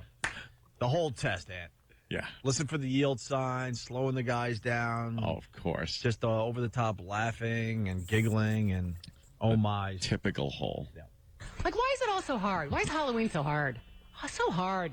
I mean, the costumes, it's also difficult. Is it difficult for you this year, or is it always? This year's particularly difficult because my children have decided that I'm baking for Halloween. What's wrong with that? I'm not a baker. And now they're still talking me into, why don't I make chocolate chip cookies and package them up for people? And I keep saying, I don't want them. They're broken up in the bottom of their bag. Well, parents like Be more funny. My mother would never let me eat that. Well, Yeah, that's you know. I mean, Going great. they know us. for God's sake, she lives in Stepford Town, but there's no chance of that. Cookie cutter. No. Miss Hillary has razor blades in these cookies. Don't say Jimmy, that. that's a horrible thing to hear about. Ew. Was that her, or did you hit something? Her. Which one? say Which one? that. At the end. Don't say Oh that. no, that was her. That was her. Oh, I just had oh the my home- God. I just threw a couple homer. I thought you would hit one of the fake hole clips because it was that over the top. No. Doesn't that Don't just say that. Oh, doesn't that just make you angry? yes, Well, a lot. They're Jimmy, and they also have an edgy Jimmy on their show. So Oh, hey, there may be easy, some- easy. But He's got to be kept in check a lot, I bet, by her. well, he just made a joke about putting razor blades in apples at Halloween, which I mean, you don't want to give people ideas. No. No. That'd be Oh, crazy to say something gosh. like that on the radio. Wait, did you hear the Apple line? Well, I went back. Yeah, it's like the last few seconds of the. All right, It is kind of racy. They're bad. Well, parents like you baking for their children. My that's what mother I would thought. never let me eat that. Well, Yeah, that's you know. I mean, they know us. for God's sake, she lives in Stepford Town, but there's no chance of that. Cookie cutter. No. Miss No, Hillary has razor blades in these cookies. Don't say Jimmy, that. that's a horrible thing to hear about. Jimmy, it's just like having Jim Norton on your radio show. Jimmy, that's Don't crazy. say that. For the rest of the show, I'm just going to be Jimmy. Why would you say that? That's Oh. crazy. Yeah. Terrible. Why? Did you hear her laugh at Stepford Town? Stepford. Just out of nowhere. Stafford. All right. Even stupid Jack Diamond scolded poor Jimmy. Poor Jimmy just wants to get like a kid chewing his gums apart joke out. Right. And these two conspire against him to spoil it. Number 3 here, the Jack Diamond Morning Show, the featured show for this Jocktober. We got the crew talking about kids showing up without costumes. Oh, yeah. Jack does a mean Mr. Burns impression. Oh, boy. He does impressions, this Jack Impressions? Yeah, the more I listen, I think that Jack Diamond is one of those guys that always wanted to be like Letterman or Leno. Like, he really wants to be like a funny, like, host of a show. Yeah. And so he doesn't just leave the jokes to Jimmy. He gets his own in. All right. And he does his Mr. Burns impression. All right. What about the kids who show up without a costume? Not acceptable. No, you're right. Not acceptable. Maybe at just all. like the No, they little put a hat on. the little teeny Yeah. mask that you Right. wear. No. A hoodie and the Scream mask is not. That's not a question. Exactly. Yeah. Exactly. Because just like Mr. Burns, I'll release the hounds. Smithers. No, Rachel, you've come back. He sounds like Gleason. It's not Mr. Burns. It's not Mr. Burns. Not even close. It's closer to George Burns, and it sounds nothing like George Burns. And believe me, I know. What would it sound like? I always wondered what it would sound like if George. Hey, no costume, no candy. Yeah. Get the funk out. Get the funk out. Yuck. Boo. Yeah. Oh, yeah. Why are they laughing when he's doing that voice? They're laughing at his. It's terrible. Yeah. Is that him? He looks like Tim Sabian, man. He does. He looks like Scotty from Star Trek. Yeah. Like in the last one. That was. This is just. It just makes you angry. What are they talking about? This is a huge They're morning actually show. talking about like kids showing up at your house without a costume. Who cares? And then no way. Like, does she chase him away? Like, no way. Yeah. No. If they come there without a costume, she's, telling them, hey, leave. Yeah. I bet. They're talking about this like it's an epidemic. Like, no one gives a crap if a kid shows up at your house without a costume. Mostly, if they're younger kids, they're poor. Give them more candy. No one Feel goes sorry trick or for 'em. treating anymore anyway. Right. Just doesn't happen. Most kids walk around with a pillowcase without a costume. It's There's frightened parents bang on your door. They stand 10 feet back just in case you lunge for them. Yeah. And then you throw something in the kid's bag and they run away. Right. Everyone's scared crapless of something happening. And then you also don't put, wrap up cookies. You're like, what is she? You wrap up cookies and so this is the first thing that got thrown away at home. Mm-hmm. You don't take homemade stuff. Stop it. It's 2008. Give me something packaged. Let's say hi to 13-year-old JC from Jersey, one of our regulars. JC, Oh, Uncle Paul. Hey, boys. Wasn't even waiting for it.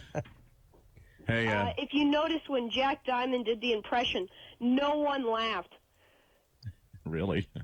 Yeah, really play the clip again. It's hysterical. They just kind of. It's directing. Yeah, all right. We'll play it for JC. I think he's right, and he means in the entire District of Columbia. No one laughed. When he was doing the Mr. Burns, right? All right, hold on. Hold on there, JC. The little teeny mask that you wear. No. A hoodie and the Scream mask is not. That's not a costume. Yeah. Exactly. Because just like Mr. Burns, I'll release the hounds. Smithers. Oh, he tried again after he got a little. That was the polite laugh. And then he tried again. That we all do. For some reason, bringing up Smithers. God, that's bad radio. All right. That is bad radio. Very good. How See you later, boys. How are the chicks, JC? You doing all right? Yeah, I'm doing good, my friend. Nice. All right. All right. He got a titter. He got a polite titter from his Yeah. co-host. Yeah. All right, we're going to go to JV in D.C. JV. Yeah, hey guys, I just wanted to call and say thanks for making fun of this guy. I tell you, every morning when I get to work, I have to listen to this guy's pukey voice, and I make fun of it in the office. Nobody seems to get the fact that he talks like this all the time. He takes all these stupid contests for caller number 9 and everything else. This guy's the worst. It is that typical kind of contest radio voice pukey guy. Never really breaks that character at all. We just live in a different world. Because there's people in their cars that eat up this crap for whatever reason. I don't know. I don't get it. Yeah, I don't know. What is it? Is it safe? So you could put it on the moms driving their kids to Who's school. relating to this? Can I tell you, once you point out hacky radio voice to people, like I used to, when I was in L.A., me and this girl used to hang out, I used to always point out Tom Leykis' his voice, and how watch the way he talks like that. And then she's like, I can't listen to him. It's all I think of is how fake his voice is. Yeah, It's the like, phony once you voice. point the phony voice out, people always hear it. You think he walks around using that voice all the time so people recognize him? Because, like in a store, it's like, hey, yeah, I'll take a couple of those. And then people are like, hey, I know your voice. Are you on the radio? I'm Jack Diamond. Yeah. Hey. Hey, Jack Diamond with you. You take a credit card. Right. Jack Diamond, I'll fill up regular. Oh, my God. He does. What does he talk? On stage.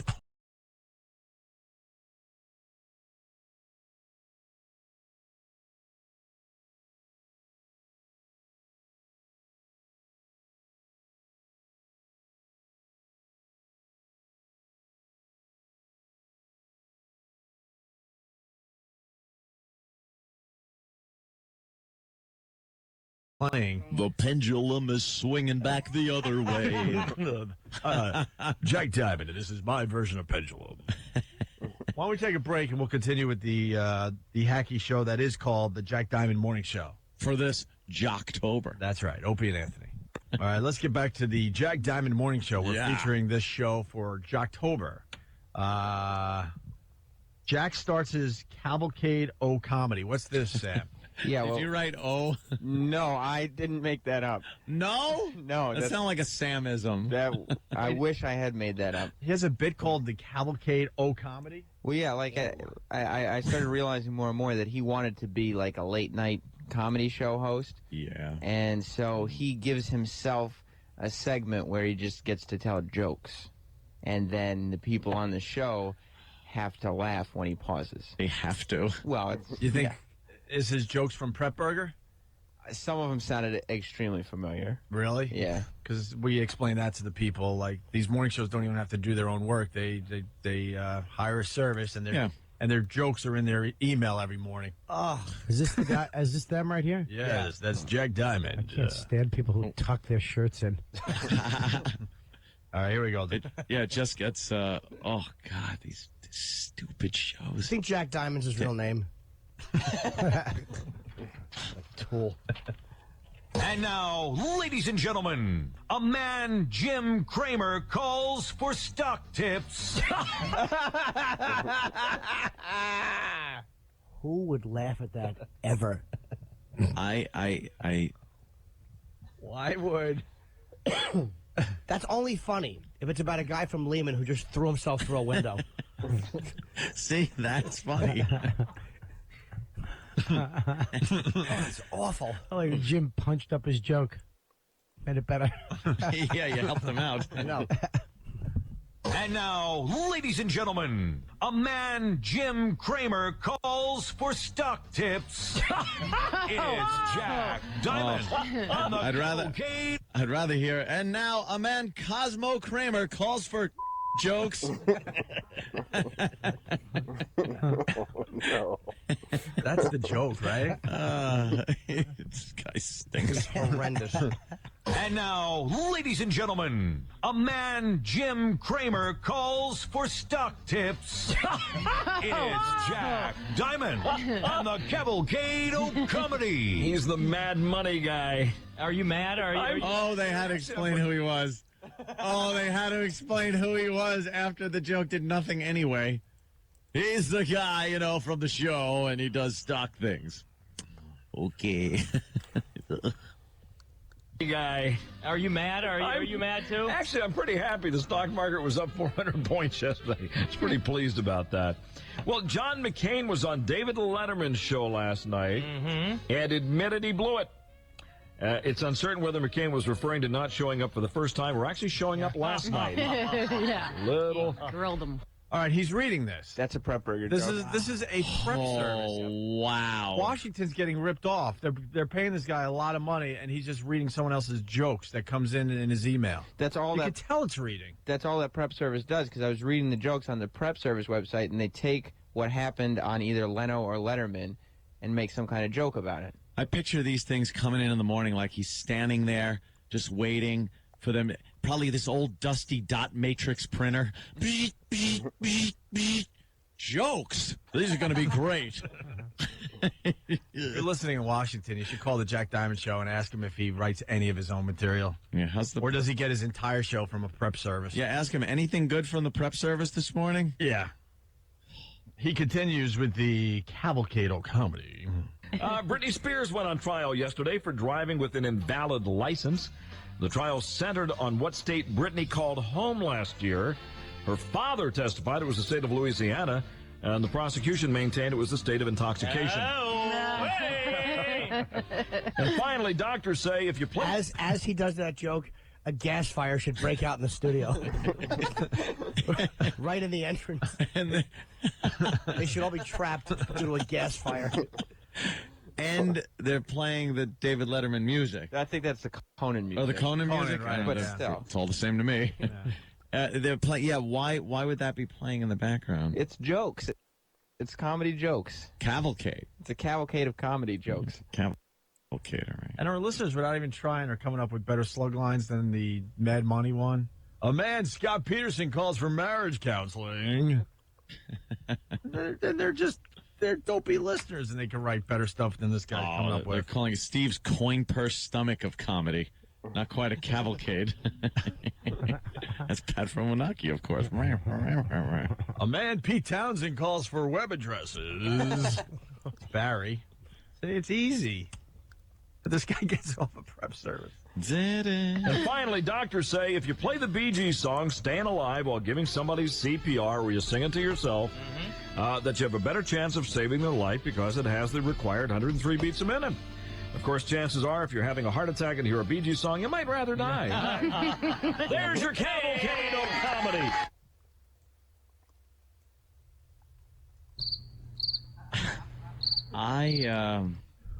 Wow. You know, the Bee Gees. Yeah, that's a good. Yeah. You know, the Bee Gees. I love Zan. What the hell was that? Oh my God! Do you think the rest of the cast there, the rest of the people on the show, have to go home and just take a shower in fetal position because they were just laughing at that show all day? They just feel like crap. They don't know how awful they are. No, you don't think they know? Like, They have no idea they're frauds. I would just They have no idea. I would frame a paycheck, put it on the wall, so the second I walk into my house, I could just stare at that for a while and know why I go in. Just sit there and go, okay, keep it in perspective. It's for the paycheck. I just get one of those quarterback things for your forearm and stick it in there. Just look at it every 10 Just seconds. keep looking at your paycheck. Okay. I'm going to kill myself. All right. All right, wait a second. You want more? I don't know. Yeah, we got to do a little more. Of course we do. You do? Jack lists the top ways you know George Bush owns your bank. And there's Same forced laughter rule applies. Yes. Well, when he stops. There's a formula here, Sam? Yes, when you stop talking, the rest of the people on the show are forced to laugh. Yeah. And is this almost like a top 10 list? This isn't working. Yes, and I believe this obviously came from the exact same source of his Cavalcade O comedy. Okay. Oh, that's why. These would be top signs that President Bush now owns your bank. Alrighty. 95% of the customers hate it. Approval rating. What's funny about that? Nothing. Then he explained it. What is funny about that? Nothing. But he explained it. We got two stand-ups in studio. What is funny about that? That's kind of amusing if you do it at the White House Correspondents' Dinner and Bush is right there and everyone's uncomfortable. Then I would kind of laugh like as a comic, like, all right, he really swung and missed hard in front of the president. But anywhere else, that's horrendous. Stephen S. from Bayshore. A man who Larry Craig loves to tap feet with. These would be top signs that President Bush now owns your bank. Alrighty. 95% of the customers hate it. Approval ratings. But no one has an opinion on their bank. Approval ratings. Yeah. I know it's an approval rating. Approval ratings. But no one has. Like your bank, you I just love go to my a bank. different one. You're Right. not stuck with the bank for 4 years. Exactly. He's stuck with the bank. I voted in my bank, yes. I like my bank. It gives away lollipops and free pens. Ooh. Commerce. Funny as your Mine has cookies. Your life savings are being swindled. Yeah. It makes the a good, lollipop's stupid. it makes a good point, though. Approval rating. Approval ratings. The guy's got to. These would be top signs that President Bush now owns your bank. Alrighty. 95% of the customers hate it. Approval ratings, 5%. It doesn't ask for your business. It forcibly occupies it. That's not even banks don't forcibly occupy anything. They occupy your business. Well, they forcibly occupy your. These aren't making any sense No. whatsoever, I'm afraid. He's just shoehorning concepts. Banks don't Yeah. forcibly occupy. They marry a girl named Laura. Shut up. Bank, you idiot. But it's like if the war in Iraq was a bank. Yeah. You It would know. occupy. Then you wouldn't. You'd go to the bank. Yeah. This is just making everyone angry. We should just drop the Jocktober bit. But why did he say banks? He could have I said don't anything. know, Jimmy. I don't know. Why banks? I don't know. I'll bet you there's one bank tie-in that makes sense. The first two have been horrendous. They don't make sense. I would believe because of the bank bailout. Mm. Like the government now is, pretty much an owner of some of these banks because of the bailout. So that's the tie-in. But just don't do the bit at all because it's stupid. How about this? Here's the top 10 ratings. You know, Jack Diamond owns your bank. It sucks. Oh, here we go. That's right. Ah. Your bank isn't funny. All right, let's get to the end of this. Occupies it. Any customer service complaints are greeted with an invitation to go hunting with Dick Cheney. Wow. I'd rather have the toaster. Oh, I'd rather have the toaster. Do they even give out I was just going to say that. First of all, it's how long ago did Cheney shoot that guy? Years. And when was the last time a bank gave you a toaster? Maybe they gave one to my parents. I got a toaster when I joined Commerce. Did you really? Commerce And a stinks. lollipop Told you and to a pen. fill a tub with water and drop it in. It was actually an investment opportunity. Let's go to Charlie in New York. And at that time, Bob tried, but it bounced off his belly. At that time, you tried to sneak a fat joke I in. did, but he's too. I hate the new Bob. Bob is Hate really him. thin. Yeah, it makes me sick. That's getting ridiculous. At least bring in the fat you lost and put it on your lap, so we could goof on it. That's what we goofed on. Where did it go? Like it my just burnt son? up. Like bringing in like a Bob son? Like, Yeah, you put a little... do something. I hate this not fat Bob. Is that the end of the banking bit? Walk. Yeah, thank God. We're going to just do one more clip because we got Lance Reddick standing by to come in and Is he talk here? to us. Yes. Oh, wow. We're very excited to have Lance and Lieutenant Daniels from The Wire. Yes, and Friend. And Friend. Friend. Apparently it's a massive hit. That's what Fringe they're is saying. one of my favorite shows on TV. Oh, really? right You're now. going to be able to help us then. One of my favorite Cool. shows on TV. All right, good. We got Lance Reddick, one of those stars. Yeah, it's Going to a be sitting great right show. there. Yeah, it's another J.J. Abrams hit. Jocktober ends with the Jack Diamond morning show with this fine clip. Jack finishes his list with a bang. More banking jokes? Yeah. All right. Employees get 180 vacation days a year, just like he took. Oh, you know that. Oh, my God. He's explaining. He explains every single one of them. I want to do that this weekend. Just explain every joke. Because my father molested me. How well does this guy do in the ratings? He's been there forever. Yeah. So Employees get 180 vacation days a year, just like he took. Oh, you know that tube at the drive-thru? Sure. It goes directly to Halliburton offices. Wow, that's convenient for everybody. If you withdraw money early, they call you an un-American defeatist. No. You American defeatist. And the final way to know that President Bush now owns your bank, the drive-thru now accommodates big, long cars with long horns on the hood. That's how you know. I think that would fit anyway. Of course it would fit anyway. When you go to the drive-thru at the bank, they don't stop. You don't have like an 18-foot car limit. They don't care how long your car is. Idiot. Doesn't it just make you really mad? Yeah. It's not even fun for us. Jimmy's face. when he gets mad at that crappy comedy is hilarious. Dude, that's just it's enragingly bad. It's like he's eating lemons out of a hooker's butt. It's just It'll never work. Maybe I could have just went with lemons. It's just mind-boggling. All right. That's his morning ratings? They're in 10th place with that? Wow. Oh my God. Hopefully there's only 9 shows in D.C. That would explain it. You people love dopey radio. I don't get it. Happy Jocktober, everybody, from your friends at the Opie Show. It's a celebration of hacky, pukey radio shows and DJs from across this great nation of ours. Be aware out there today. Yes. There seems to be something in the air besides the fall weather here. Oh, my God. Would you just kill yourself? That is, I would go home and just swallow a shotgun. Crank up the crapola. It's Jocktober. There's a person stranded. There's a show. It's stranded. I love that. That is funny. The hell was that? Happy Jocktober, everybody, from your friends at the Opie and Anthony Show. Let's all do it. There was no joy attached to that sound. Who saw this coming? It's time for Jocktober, everybody. Jocktober. And we got Scott and Todd today. We've been waiting for this day, Sam. Yes, today's a very special Jocktober. Yes. Very special. 2 hacks that have been at it for how long, Stuntbrain? You know. Like 14 years. I'm sure you probably produced for their show some. For Scott.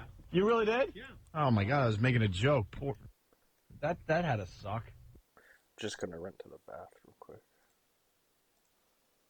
You have just been pretty much a radio whore. Yes. Yeah. The slut that's just been passed around. It's kind of like beer commercials on this show. Ah, yes. Okay. Touche. So we feature Scott and Todd today. Yes, They advertise themselves as New York's longest running morning show. So what does It that just mean? feels that way when you listen to it. What does that mean? They've been out for a long time. Does that mean, is that good? I would never brag about that. No, it seems like at some point that they would be offered opportunities that would allow that they've been on for 20 years or whatever. Yeah, has it been 20 years? I don't know, 15, 12. It's been a really long time. New York's longest running. That doesn't necessarily mean it's good. No. Yeah. What do you get out of that? As opposed to good. All right, well, Scott and Todd, they've been hacking it up for a long time here in New York City. Let's get right into this. Please. They talk about Joe the plumber. Yeah, they get a little political sometimes. Well, we talked about Joe the plumber. Yes. At this time, with everything that's going on, to get political is not a problem. I don't see that as a problem. Sam, why would you pick on him about this? Who's picking on him? You said to find the best clips from Scott and Todd. Do you love the kid? Yeah, I love him. Who's picking on them? Right. You. But I don't think the listeners understand. This is not really that hard. No. Like Sam listens to an hour and gets what he needs from these awful radio shows. Yeah. Todd, so they talk about Joe the plumber. Todd takes a stand and gets upset, then starts yelling, and the hole laughs. Oh, they have a hole? Oh, yeah. I don't even know what her name is. But she just starts, she really is just a laugher. Like, Oh, really? She's just there to laugh. All right. But only when it's genuinely funny, right? Right. Okay, let's get right into this. Scott and Todd, we feature them today for Jocktober. They dug into him as quick as they could. Sure, why not ruin another innocent life? He's on yesterday talking about We might as well wreck his life. Yep. how excited his little boy is that He they're did nothing. talking about him. He did nothing. The man did nothing. You try to be a big star, we'll fix you up right now. Idiots in the media got to wreck his life. He's not even in the plumber's Hey, we union. talked to the guy. He's not even a plumber. Don't call yourself Joe the plumber if you're not a plumber. Joe the amateur plumber. Beyond me.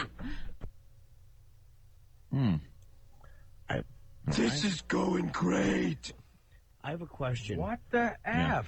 Why at one point is her laugh playing while she's talking? In the last moment there, Are it you sounds kidding? like they're hitting a button. Do they hit a laugh button? Well, listen to that. If that's genuine interaction, listen to that. We hit a laugh. Yeah, but only when somebody says that they have a friend with cancer. So that's how you hit a laugh button. An awful laugh button, right? Wait, They dug into him as quick as they could. Sure, why not ruin another innocent life? Yeah, right.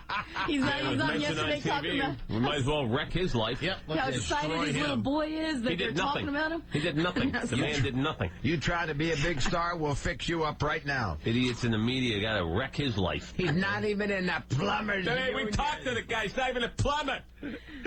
Don't call yourself Joe the plumber if you're not a plumber. Joe the amateur plumber. Beyond me. That's the other guy, right? Okay. I don't know. That was a guy laugh? Or? It sounds like either they're pushing a button or there's another unknown female in the studio. Joe Nolan. Oh, okay, it is a guy. All right, it sounds like a woman's laugh. Whatever. Certainly does. Bunch of androgynous nobodies. Beach ball Joe Nolan? Yes. Shaped like a beach ball. It's just Giant. amazing. Yeah. It's just amazing. How do you get your body like that? It is perfectly round. Just a well of jocularity in there. Oh my God! Cesspool. Fun. And Todd, like, what? He can't talk. I mean, Scott can't talk anymore. No, and Todd does this fake New York accent. Yeah, like when he used to be on TV, he had no accent whatsoever. But when he's on the radio, like he puts on a New York accent. Got to keep it local. Douche. There's one point. He said, "Wreck his life." He made the same boring point. I count 4 times in a minute segment. That's ruin his life. And then it's 2 different shows, both equally terrible, which is mind-boggling. And she's yapping, and he's going, I got a media. Well, let's ruin his life again. And then 30 seconds, oh, sorry, no one grabbed your point. Let's just wreck his life. Can you please listen to this dingbat trying to be poignant while she just yammers and some nobody laughs. It's horrendous. For the people out there that don't understand this bit, we do it because it just makes us so mad. Listen to Jimmy. He's just like... It is irritating. It's infuriating, yeah. This isn't Utica radio. You're in New York City. Do something. And how come shows... I mean, we do it occasionally when we're impassioned or something. Yeah. But not nearly Wreck as much life. as any of these. Yes, exactly. Like that. Yeah, it's like stepping on each other. They're constantly ruin his life. See? but the beauty is, of course, that's how it's working. Ant would stop, or yeah, like I go, what? This is 2 people who are they're playing Family Feud, and they're both in the soundproof rooms, and they're just piping in their audio. Wait, now I got to hear the clip again after Jim's explanation. Well, listen to this. What are we listening for now in this clip? Scott's trying to, or Todd, whoever it is trying to go make a poignant point that the media is ruining Joe the plumber's life. Yeah, and he's just saying what idiots they are. Yeah, and I don't know what else is happening, but he keeps going, wreck his life, ruin his life, and then you just hear him mumble. He's muttering to himself. The media will ruin another life, and the other 2 have just moved on. Yeah, they're talking about something. She's cackling. It's horrendous. Fat Joe Nolan is cackling. And Scott's just trying to keep his teeth in his mouth. I mean, this is horrendous. They dug into him as quick as they could. Sure, why not ruin another innocent life? Yeah, he's on yesterday talking about... We might as well wreck his life. Yep, how excited his little boy is that they're talking about him. He did nothing. The man did nothing. You try to be a big star, we'll fix you up right now. Idiots in the media got to wreck his life. Right. He's not even in the plumbers. Hey, we talked to the guy. He's not even a plumber. Don't call yourself Joe the plumber if you're not a plumber. Joe the amateur plumber. Beyond me. And they ruined his life. Yeah, wreck his life. We got it. He's ruined. Shut up. Almighty. What was that, hit into something for you? Right. Were you a plumber before you were like an unfunny radio person? Go do weather or something. Shut up. They do a story about an old woman. Todd starts doing Titanic references and gets laughs. We like to do Titanic references, Anthony. Of course we do. Let's see if they do a good job with the Titanic references like we do. Keeping an open mind. Mm-hmm. A lady by the name of Edna Jester is 89. You gotta listen to these clips, man. I mean, Scott is trying to keep his teeth in his mouth. A lady by the name of Edna Jester. Holy Jesus, I can't move my teeth. A lady by the name of Edna Jester is 89 years old. She lives in Blue Ash, Ohio. The other day, 2 police officers came to her home, arrested her, put her in the back of a police cruiser, and took her to the police station. Served her right. 89-year-old Edna Jester. Problem with that clip, he doesn't say the word police enough. No. Or Edna Jester. You can play along at home. 89-year-old. Just talk through clenched teeth, and you could do a radio show like Scott. He sounds like a burn victim trying to communicate 2 days after the accident. Edna Jester, 89 years old. That's how he's doing his show. Police came and picked her up and put her in a police car and took her to the police station. We got it. Talk to the police. Stop tightening your face. What are you doing? No, he didn't. Your mouth doesn't even move anymore. Like an Allen key adjustment in the back.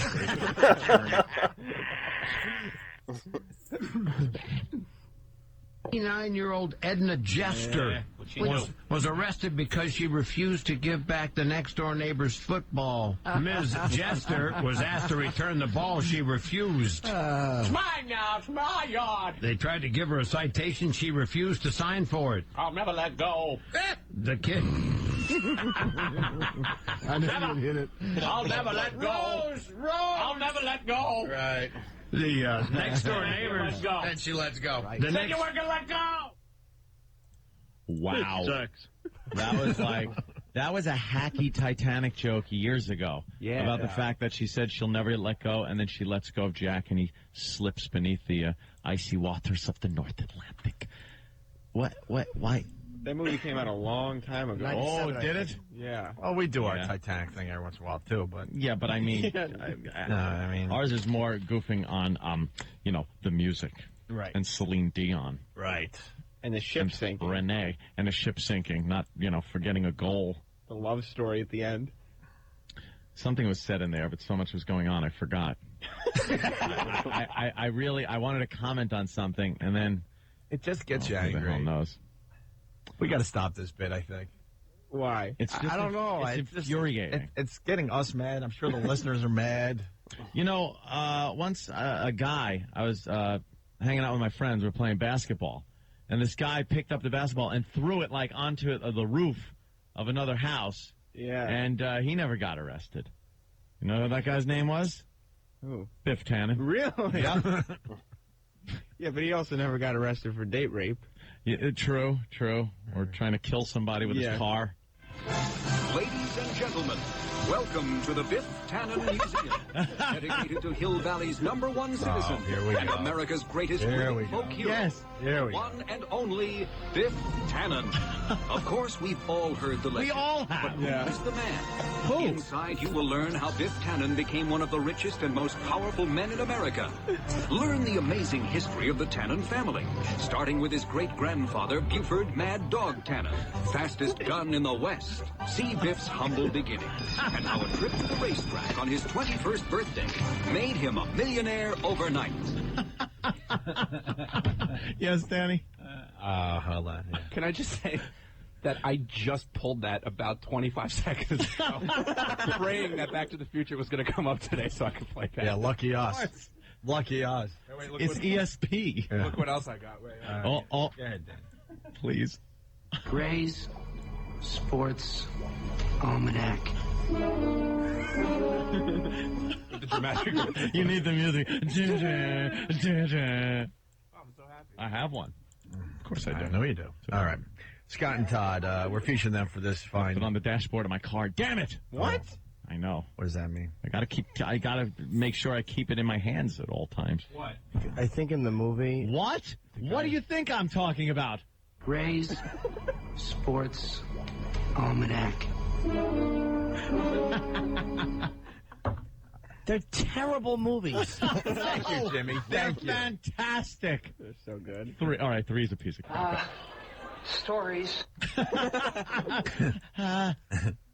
Is he supposed to be in a new movie? I was hearing. Who's that? Michael J. Fox? Crispin Travis knows about it. Crispin Glover is. We don't have to drag him in, but I think they're remaking Alice in Wonderland. What's his name? Stupid is making it. Tim Burton, right? Oh, yeah, Johnny Depp. And, Yeah. Of course, Johnny Depp's in it. All right. Everything. So anyway, we move on with Scott and Todd. We're featuring them for this fine Jocktober. Jocktober. They talk about the old lady who lives in Carnegie Hall. At the end, they start laughing, and Sam writes, "I'm not sure why they're laughing."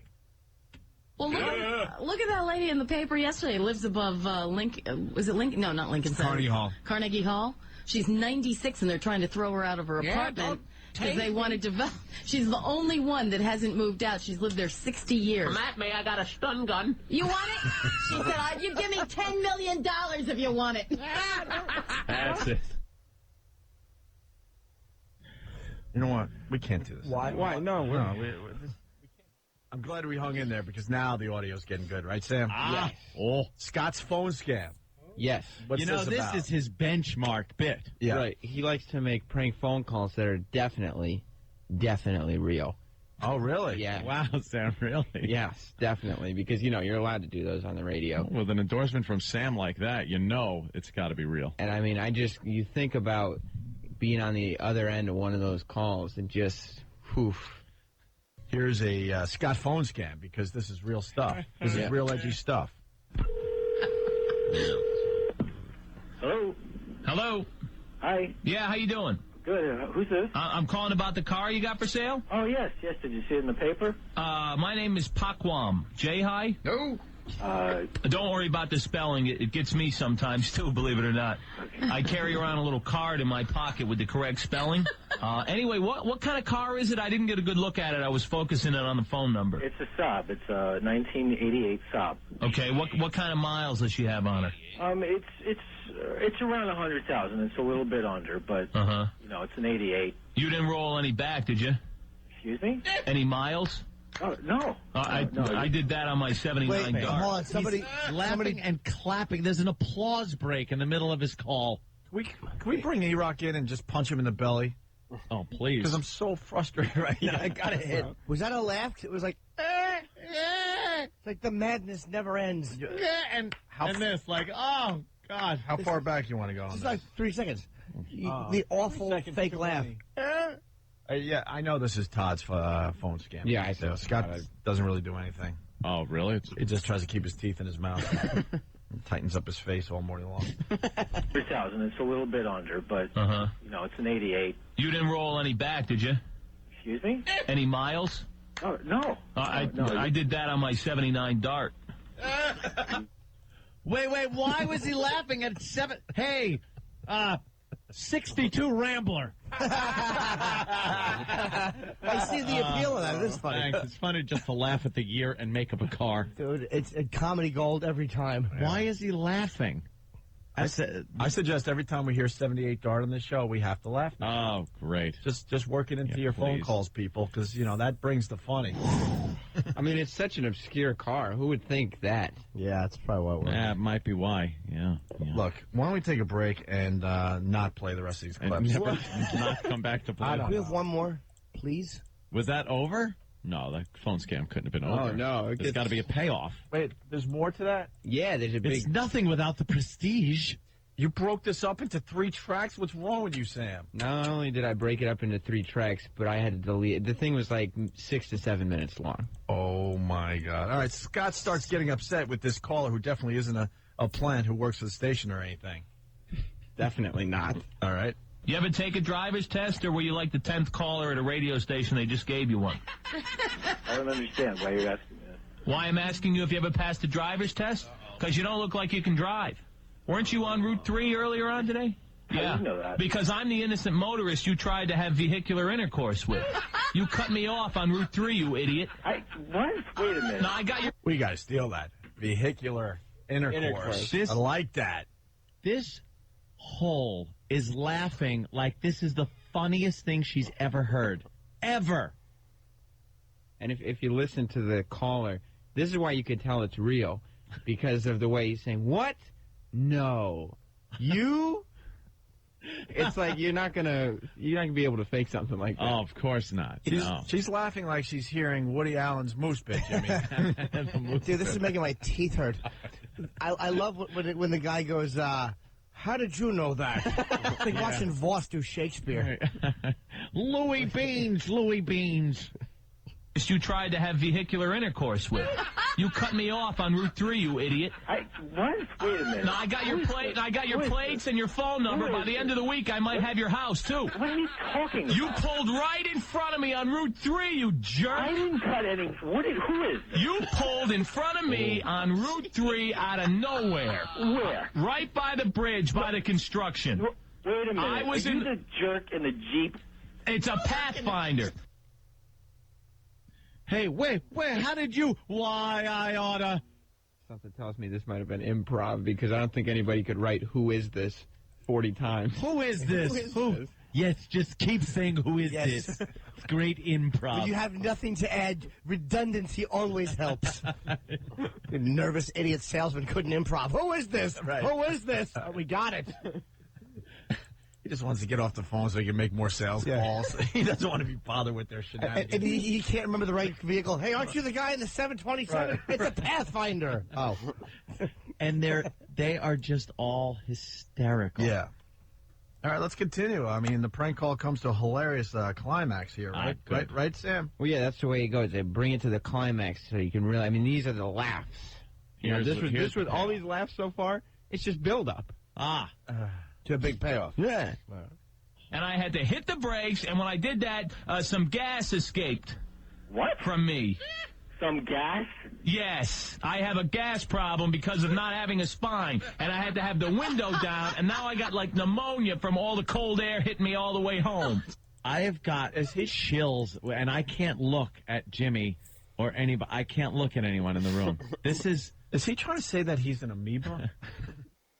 What is he saying with no spine? Yeah, why he went off on this tear of just improv comedy, it seems He had made like. a joke earlier that didn't make the final cut of Jocktober where he said that he didn't have a spine and had mirrors in his car. Oh, okay. Funny. Yeah. But you had to cut that out. Good stuff. Because you got you high standards for this Jocktober Exactly. stuff, I was right? like, let's just bring the punch, the real funny boom. Okay. And I had to hit the brakes, and when I did that, some gas escaped. What? From me. Some gas? What? Yes. I have a gas problem because of not having a spine, and I had to have the window down, and now I got, like, pneumonia from all the cold air hitting me all the way home. And you're going to pay for it. Listen, you call me up with the most ridiculous story I've... You had gas? Yes, You farted in your car. Yes. And now you're suing me because you blew a fart in your car. No, that's not why. That is what happened. You had a little gas attack and you're catching a chill. You're going to sue me? After you cut me off? What's wrong with you? But you caused it. You can actually get ratings doing stuff like this. Well, they will leave you on the air. Because they've been on the air for a long time. The guy, see, what people don't seem to understand is not everyone is an actor. And when you put somebody on the phone that you want to act like an enraged caller or Commuter somebody or that you whatever. call that is not supposed to be unaware of the clever ruse, they're not going to be able to pull it off. And this guy is completely losing it now as far as any credibility goes with his call. And he should have just hung up. I'm trying to sell a car. I don't have time for your nonsense. Click. Yeah. End of story. Well, we got the big reveal, Anthony. Every prank phone call has to have the big reveal. That's what everyone's waiting for. See, that's what we did differently. We never did the big Don't reveal. give the reveal. Just leave him hanging. Let him think John's dead or whatever his name was. That some horrific thing really did happen. I don't know. That's what I don't understand about these guys. Why would you give the big reveal for the big? Oh my God, you had me. Just let them hang there. Because if you don't give the big reveal, then you don't know when to hit the big outro sweeper. And every big morning show needs the outro sweeper, Sam. I understand. You got to end on a high note. I'm also guessing you give the big reveal so the person can be so impressed with who you are. It's like, by the way, let me tell you, this is Todd from the Scott and Todd Show. No! I thought so. I can't believe it. And sometimes they're so familiar with the show, they're able to guess, is this? Sometimes. The only reaction that would be appropriate is if he reacted to that news the way they reacted to Snake Plissken. Scott, I thought you were dead. Listen, this is a phone scam. You're on the radio. I was the guy you cut off. Is this Todd Pettengill? This is yes. You were the guy in the Jeep? Yeah, but I still say you cut me off. No, I didn't. You did. Here we go. You never know who you're going to run into. I like being cut off. What was that music? Wait a minute. Did you hear that, or was I having like... Wait a minute. Every bit of that sucked. Wait, he's trying to claim that somebody cut him off and he was able to get their phone number and they were selling a car. Well, it doesn't even make sense. Todd is saying that. Todd is saying that it legitimately did happen. That he saw this guy and the guy did cut him off, and But he he's had a for sale sign. For in his sale car. with the number. Oh, I get it So now. Todd wrote down the number and said, "This is going to be a great phone scam." It's gold, Jerry. And then he got him. Well, let's end today's Jocktober with a little song parody from Scott and Todd. I mean, come on. Come on. Come on. Name some of those song parodies you like, Ant. Yeah. What's wrong with the song parody we got? Got electric shock, Jerry. Yeah, that was a good one. Total recalling. Total recalling. Hey, Blankabator. Right. The Black Earl song. Condom Man. I'm horny for little girl. KKK song. Camp Concentration. Candyman. Yeah. Well, KKK. guys, come on. You know, we're just lucky. House that we're next door to me. Wow. We're just lucky that we could do radio in the same city as Scott and Todd. You know, it is a privilege. It is I a consider privilege. it a privilege. We bow to those guys today. All those Because other- how do we come up with songs like "Sucks to Be a Turkey in October"? Oh, come on. Look at the two. The screens are just the best. Oh, my God. All right, so what's There's, what? why are they shut? Come on. They're in cahoots. All right, where's what's the song? What's the song? We got to go to break. What's wrong, Jim? Nothing. Yeah, let's just go we to gotta break. go to break. We got to get Pete in. We got to do the song. Let's get to the song. It's about ready to crack. Keep it in. Keep it in. I'm being good. Be good. I'm being good. Sucks to Be a Turkey in October, the Scott and Todd song parody. Yeah. Sucks to be a turkey in October. Oh my God! You know what? No, I can't do Dude, we got it. They're laughing in the back. This is funny. It sucks to be a turkey in October. No. Yes, it does. Sure it does. This is funny. This is good. I can tell. Do it to the fine people. No, this is important. Sorry. No.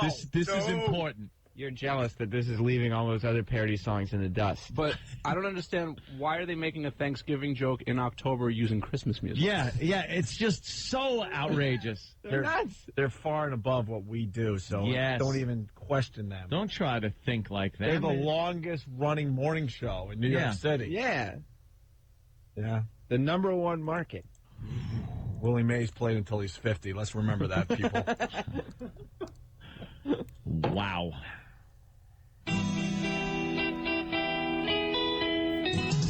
Sucks to be a turkey in October. Counting down the... The laugh in the back is good, though. No, but I can't. I just can't do it. I'm sorry. It's good. You know, No, it's good no, stuff. no, It is a good no, stuff. see, It's they're, good stuff. they're yelling, shut it off. in the back. There's so many jokes. Hardy in this song. har. I'd rather hear people laugh because someone said 1978 art. I got to hear this. All right. Are you sure? All right. Look, the guy's laughing already. This is good. Yeah. Sucks to be a turkey in October. Counting down the last days of your life. Gotta make sure that you're always sober, or you'll wind up eating some guy's knife. All right, listen. What? Listen. No, now I'm angry. Now I'm mad. No, What did that mean? Help me, Jimmy. Because being a turkey, you're looking forward into November, which is a very scary time for turkeys. I understand the turkey part. So what happens is you Yes. have to remain sober as the turkey. Otherwise, you'll wind up getting caught and eating some guy's knife. Eating someone else's knife. Meeting. I did. You can't understand the words. Only drunk turkeys apparently are slaughtered. But turkeys don't drink, Jimmy. No turkey has ever drank alcohol. No, And they're not Ever. allowed to run free. No, they're not. Sober. Like the sober turkeys have a plan. Yeah, they're an escape. They're fine. And all the drunk turkeys are eaten. It's very funny. Imagine a bunch of turkeys in a bar. I imagine Oh, come on, stop I it, mean, Sam. Yeah. The thought of them sitting on bar stools and and they get a drink. You give them a beer. Oh, it's hysterical. They ought to run with that. Turkey starts stumbling Call out. them up.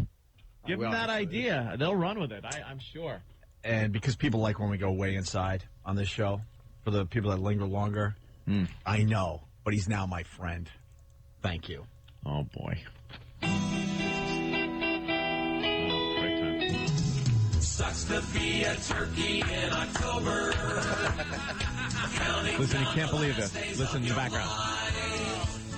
Oh, no. You're always sober, or you'll wind up eating some guy's knife. They never know when it's coming. Shoehorn. It's like being on death row. So they spend their whole life bumming, wondering why they weren't born with a big toe.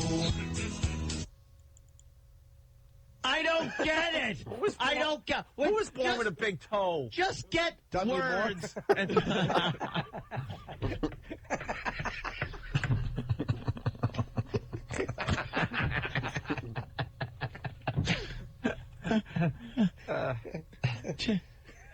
Just put words to music. They don't have to make sense. They rhyme though. How about Sucks to be Scott and Todd on the radio.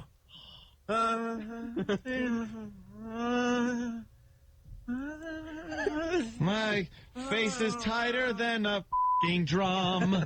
Da, da, da. Why would a big toe? Because would he be able to like climb out of the pen with an opposable thumb? But that's not a big toe. What's the big toe line? A lot of people coming up with a Pat from Menaki type joke. The turkeys do drink. They drink wild turkey. So. And I don't have a toe. Why they weren't born with a big toe. Nervously they chat and wobble, giving out a mating call. The females go gobble gobble, hoping they do not wind up a butterball. Because it sucks to be a turkey in October, counting down the last days of your life. Gotta make sure that you're always sober, or you'll wind up eating some guy's knife. This time of the year is a pain. Oh, wow. A double shoehorn, ladies and gentlemen. Wow. He's pulled off the double time. shoehorn. We've never seen this Oh, my before. God. The judges are holding up a 10-10, a 10-10, a 10-10, a perfect score. Perfect score, a double shoehorn. Holy crap. Oh, wow. Yeah. I gotta be honest, I missed the double shoehorn. Oh, how did you miss it? Can you please hear the double It's shoehorn? fantastic. Let's have a replay of that double shoehorn, the first one we've ever seen in a song parody, folks. Absolutely amazing, the double shoehorn. First time ever. He pulled it off. That's right. You're always sober, or you'll wind up eating some guy's knife. This time of the year is a pain. There's no place to run and hide. Hunted down like Saddam Hussein. They won't hang you, but you might wind up deep fried. I knew a turkey named Kevin who wound up with his throat cut. What the fuck? When people die, they go to heaven, but the poor birds get croutons stuffed up their butt. You know, it's not hurting anybody. This is the type of radio we all need to listen to. Hello? Yeah. Yes, I was listening to your morning program with my young son in the car, and I heard something about croutons. And it was very upsetting. I had to explain why they would put croutons in a turkey in that fashion. I won't even say it, but I just want you to know you've lost a listener.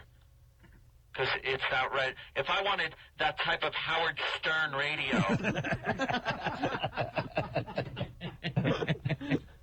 Holy crap. Safe radio sucks. Oh, that's it, right? That's Okay. well, I can get some more. You know. Dude, I am dubbing that the worst song parody I've ever heard. Really? And I've written some of the worst ones I've ever heard. No, you haven't. No, believe me. I'm dubbing that the worst moment of my life. And that includes all deaths I've been through with friends and family. Friends, close friends, family. The double shoehorn was impressive. It certainly was, Ant. He loves shoehorning. Oh, does he love it? He doesn't like thinking. No, shoehorning is a last ditch. If you toil with a song parody over a line and cannot possibly find some way to phrase it right, you shoehorn and hope for the best. One shoehorn. Mm-hmm. Wow, does this guy just have a closet full of tight shoes? Oh, P.U. Well, Sam, thank you. You always disappoint. We appreciate it. Yes. What do you mean? Well, that's the bit, though. Oh, It's okay. good. Okay. That, in a good way. You All right. always disappoint. I try to. You make me angry with what you bring in here. Great. What were you looking at for Monday? Well, You Monday. got to go Boston, man. There's Yep. a lot of hackery in Boston. We are going to Boston on Monday. All right, good. You're checking out the Opie and Anthony Show. Got to go to the phones for a second here. We got Cheese in New York. A bunch of complaints coming in. What's up, Cheese? Apparently, inquiring minds want to know what happened to the croutons because even though Scott and Todd, the family show, they dumped out on you guys. Yeah, we're hearing that. We were doing Scott and Todd for Jocktober. They had a song parody, and there was something going on with a crouton. And our station, we're supposed to be the edgy shock jock show. They dumped out of a family-friendly song. Can you believe he described taking croutons and stuffing them into a turkey where you stuff a turkey? Right. Everyone's done that. And he used the word butt. Yeah. In this description. Yeah. And it was dumped out of on our show. How faggoty is our show? We're trying to make fun of a show, and we end up being lamer than the show. They're allowed to be edgier. They're allowed to be edgier than us. The whole reason we're doing the bit is to show people that we're edgier. God, what's Michelle Obama saying now? But are you insane? You just stop it. Why would they dump that? What? We can't say that. No, you can't. Wow. They're edgier than us. Yes. Well, congrats, Scott and Todd. You guys are edgier than we are. There you go. All right, Sam, we're doing some Jocktober today, huh? Yes, we are. Who are we featuring? Let me I'm do this. So psyched. Let me do the official sweeper first. Happy Jocktober, everybody. From your friends at the Opie and Anthony Show.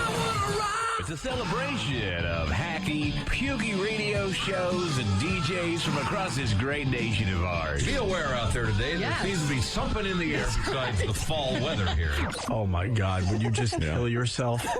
That is, I would go home and just swallow a shotgun. Crank up the crapola. It's Jocktober. There's a person stranded. There's a show. It's stranded. I love that. That is fun. What the hell was that? Happy Jocktober, everybody, from your friends at the Opie and Anthony Show. Let's all do it. There was no joy attached to that sound. Hey, so we feature Lander in the morning. Yeah. Lander in the morning. He's an example of a guy that probably should have retired. How many years ago? About 20. Looks like Paul McCartney in this picture. Radio guys got to know when to retire, and John Lander's one of these guys. He used to be pretty good, huh? Stump Brain? I do remember he used to work here in New York City. At one time, he was the highest paid DJ in America. In America? And he was on Oprah's show as the highest paid DJ, had a 20 share in the morning in Houston. Just gonna run to the bathroom quick. Okay, what the fuck? And we're back. Wow. We had a 30 share in Cleveland. Wow. We didn't get no TV coverage for that. No, we got TV coverage for other things. Oh, yeah. That's why. we had something like a 35 share in Cleveland, and then a couple weeks later, we had no jobs. That's how we roll. We had a no share. That's how we roll. Yeah, that's how we blow things up. That's right. So Lander in the morning, he's hacking it up at Mix, huh? Yeah, he's kind of a woman. What do you mean? Like he's very, I don't know, he sounds like a Feminine? woman. Yeah. Really? Yeah. Like the He used to have a really good radio voice, right, Stumpbrain? Yeah. He had one of those smooth deliveries. I think he's trying to go young. Like he's trying to, because he's on a mix station. Yeah. And they're playing a lot of like young teen hits. Every city has a mix station, so. All right, here we go. John Lander in the morning with Kelly Malone and Alicia Love. Alicia's a stand-up, huh? Yes, Alicia is their stand-up. Is she a hold, too?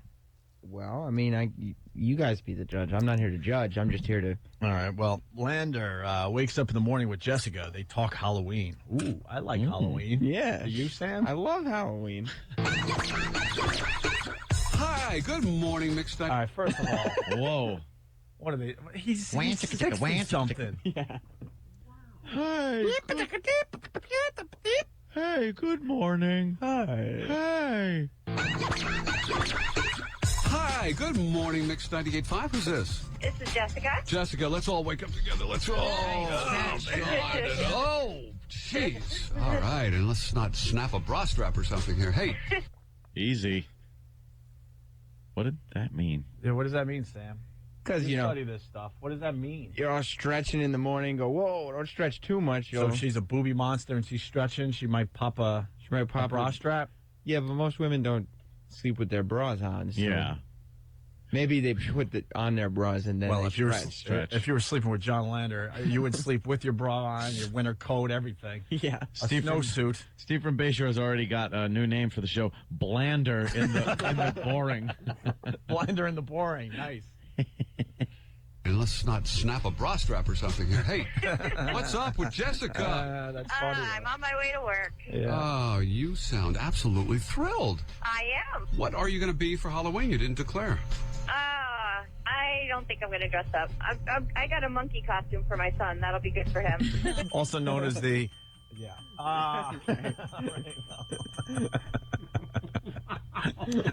All right. Enough said. I got a monkey costume for my son. That'll be good for him. Oh, good. say for yourself. Oh, God, did you hear the whole? Wait, what? She said good for you? She goes, I think it was either that or, cute. Yeah, Like, there's two of them. So one came in Wow. with the "aw cute," and the other one said, "I thought it was you were gonna say for you, not for your kid, but for you." oh, that would just be silly. What's cute about a monkey costume? You see a little kid. He's Monkeys probably, are cute. Not really. You know, We had that dumb monkey in. That was cute. No, that little, the chimp. what was his name? Mikey. Mikey wasn't cute. Mikey was adorable. Mikey was too old for his diaper. What? He had a Mikey diaper did on. smell a little bad. Yeah, he did. But it wasn't Mikey cute. Mikey would hold your hand Yeah. and like look at you with the little monkey eyes. It was cute. Yeah. Yeah. I don't think I'm going to dress up. I got a monkey costume for my son. That'll be good for him. Oh, good. Say for yourself. So Why why did is he it laugh? funny? Because Why did he she laugh? said it's for my son, and then someone said, well, we thought it might be for you, and then Lander laughs at that. In this weird high pitch. Yeah. You're right. It is very feminine. Yeah. His voice sounds very Is feminine. he doing hormones or something? Yeah, maybe he's. Probably. Maybe while he's wearing bras, apparently. Say for yourself.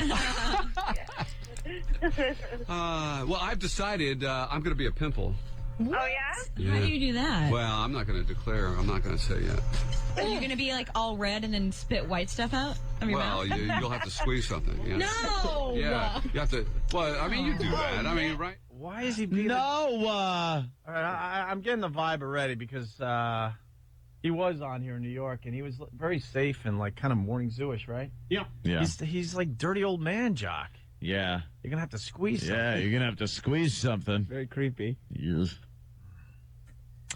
No! Oh! Ugh. The holes are always the same. Lander and the gang did the list of bad candy bit. We did that, Sam. Yeah, remember when Kevin Smith was in and you guys were all talking? And remember I said how hacky and awful this was, and I ran through it really fast and Well- acknowledged that it's just a bad radio bit? They didn't go, like, they spent a little more time on it. Yeah. I just brought a couple clips in, though, because I wanted to, say that we're not the only ones doing that stuff. All right. Lander in the morning up there in Boston. the candy you hate to get for Halloween as trick-or-treaters. Mm-hmm. And what were some of the items? Well, Laffy Taffy, which I guess gets stuck in your teeth. He did this. I don't know. I kind of like Laffy Taffy. I never liked Tootsie Rolls. Now, this is candy that you hate to get. All right. Tootsie Rolls is number 7. Yeah, I bet. I like number 8, miscellaneous wrapped hard candy. Yeah, you know where they just have that generic packaging on it, forget it. and they literally last for about 2 seconds when you put them in your mouth. Dum Dum Lollipop. This is what it's like to listen to girls talk about tampons. Yes. Why? That would be more interesting, tell you the truth. It's just like when Kevin Smith was in. Here comes the big wire. All right, the wire is going to be run from Opie. This is exciting. All right. Wish we were taping. Mm-hmm. Where's the wire go? We have to make sure that it works. Oh, they have to make we sure it works. first. All right. Take your time. Yeah, don't worry about it. Don't worry about it. Phones are just ringing off the hook. Yeah. You can't answer them. It's wonderful. Literally last for about 2 seconds when you put them in your mouth. Dum Dum Lollipops. Yeah, those are They dumb. describe them as the redheaded stepchild of lollipops. Good gravy. Dum Dum Lollipops. That's wonderful. It's very funny, though, because, like a redheaded stepchild is sort of the one that's more ignored or liked less. Is that it, Yeah. Sam? Good. Thank you for that. But it's a lollipop. It's not a kid. Yeah. Why do we have more audio from the list of bad candy bits? Because didn't we do enough with that? No, we did some, they did some, and it's time for the listeners to judge for themselves as to who's better. But good news, Lander and the gang end the bad candy bit with a hammering punchline. Yeah. You got to end on a laugh, you know what I mean? Call me crazy, but I think it's not going to be hammering, huh? I guess it's a matter of opinion, but A complete lack of hammering is right around the corner, people. They're tapping a tack in. yeah. I mean, that would be a matter of opinion, but I All say right. hammering. All right, Jocktober featuring Lander in the morning. I hate Necco wafers. I'm sorry. Oh, wow. Really? Sorry, I'm oh, no, sorry. come on. Oh, what? What? No! Oh, my God, what? No! I thought you were voting for McCain. It's like the same excitement. Necco wafers! Like, that would be a shock. Necco wafers suck. Whoa! Hey, Opie, come on now. There's nothing good about Necco wafers. Nothing. You're crazy. I like them. Yeah, but you wouldn't go out of your way to buy one. All right, well, let's get to the hammering punchline. People. Yeah, please. I hate Necco wafers. I'm sorry. Oh, wow. Really? Sorry, I'm oh, no, sorry. come on. And nobody, I went to this one house, they had a bowl of Jell-O. You had to reach in and grab just a... No, stop making crap No, up. you didn't. That's stupid. No, you didn't. There's real stuff that people used to do that you could say. That no one had a bowl of Jell-O and you scooped your hand in it. You hack. You had the old lady baking the cookies and threw a couple in there with no wrapping. The dumb change. And there's a million little Jell-O. Jell-O, bowl of Jell-O. And nobody, I went to this one house, they had a bowl of Jell-O. You had to reach in and grab just a... Okay, that was your house. Don't go to that house. George Harrison's hat. 98. It was a mistake. That was the hammering joke. Hammering. And if we've taught you guys anything this fine Jocktober, end on a good out and then hit that sweeper. Hit the sweeper. You're out. Tell them what they're listening to after that great line. You lean back in your chair. You take your headphones off and you look at each other and go, nailed it. Nailed it. Jell-O into the sweeper. Yep. Listen for the out. This one house, they had a bowl of Jell-O. You had to reach in and grab just a... Okay, that was your house. Don't go to that house. Mix 98.5. Don't go to that Don't house. go to that house. Max. Opie and Anthony. Couldn't hit it quick enough. Jell-O. Why is Robert Kelly with Alicia Love? Well, Robert Kelly has been on Lander's show a few times. Oh, frequent guest. So we're burning another bridge for old Bobby, are we? Oh, well, Bobby, you're going to have to make a choice. Oh, Bobby. Last appearance on Lander in the Morning would be Friday. That would be their... Oh, okay. That was their last. Oh, well. And what did E-Rock bring us? Nothing. A He's Q E-Rock. Zoo TV ad from 1990. Is Lander's this old. featuring Lander? Yeah, same From guy. 1990. Wow, 18 years In Houston, ago. where he got a what share? He had a 20 share at one time. Yeah. Holy moly. Yeah, well, that was the time when there was no iPods. Yep. Try doing it now. 93Q's Morning Zookeeper John Lander. With the boss on vacation, we thought we'd give away another $5,000 this Thursday morning. Hey, the boss is away. Let's break in and steal money and give it away. That's like a Rocco bit. Dude. Yeah, remember what Rocco used to do? Yeah, the tickets are in the PD's office. Hey, cowhead, crawl over the top and get the tickets so we could give them away at 5 o'clock. Or We're going to be rebels. Who cares? We've been running a promo all day. This is off-the-cuff stuff. Yeah, we're sneaking. Now that the boss is gone. Oh, it's the worst. Didn't he steal the station van and he wasn't giving it back until they played like the latest Aerosmith song or something stupid? Yeah, but he was broadcasting from the van. Like, wouldn't they just stop the signal and call the police? Cowhead, I'm on the lam with the rock bus. Like the station wouldn't just pull the plug and call the cops. And then he was picking his Will new... you go arrest Fatso and get our dumb rock bus back, please? And then he was picking a new on-air partner by just naming a random seat in Fenway during a Red Sox game, and that person was going to be a sidekick. Wow. And coincidentally enough, he'd worked at like 10 radio stations prior and was a radio guy. He had 10 years of radio experience. Yeah, isn't that great? Whew, how lucky. Yes, Sam, he must have gone, wow, he could have been a mechanic. He could have been anything. He could have sucked on the air. Could have been a mother of 4. Yeah, could have another been one on the way. I don't know. But it turned out to be a radio guy. Hey, today we're going to just pick a random seat. Are you?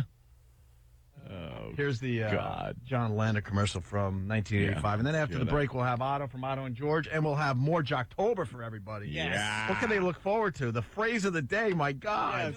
All the good bits. And by the way, why was there a lot of bumper sticker talk? Yeah, they go for some bumper sticker talk. They're good. As we were playing the commercial, which we, of course, stopped within 2 seconds because something stupid was said, why were they sitting there? Danny had the video up with a monkey.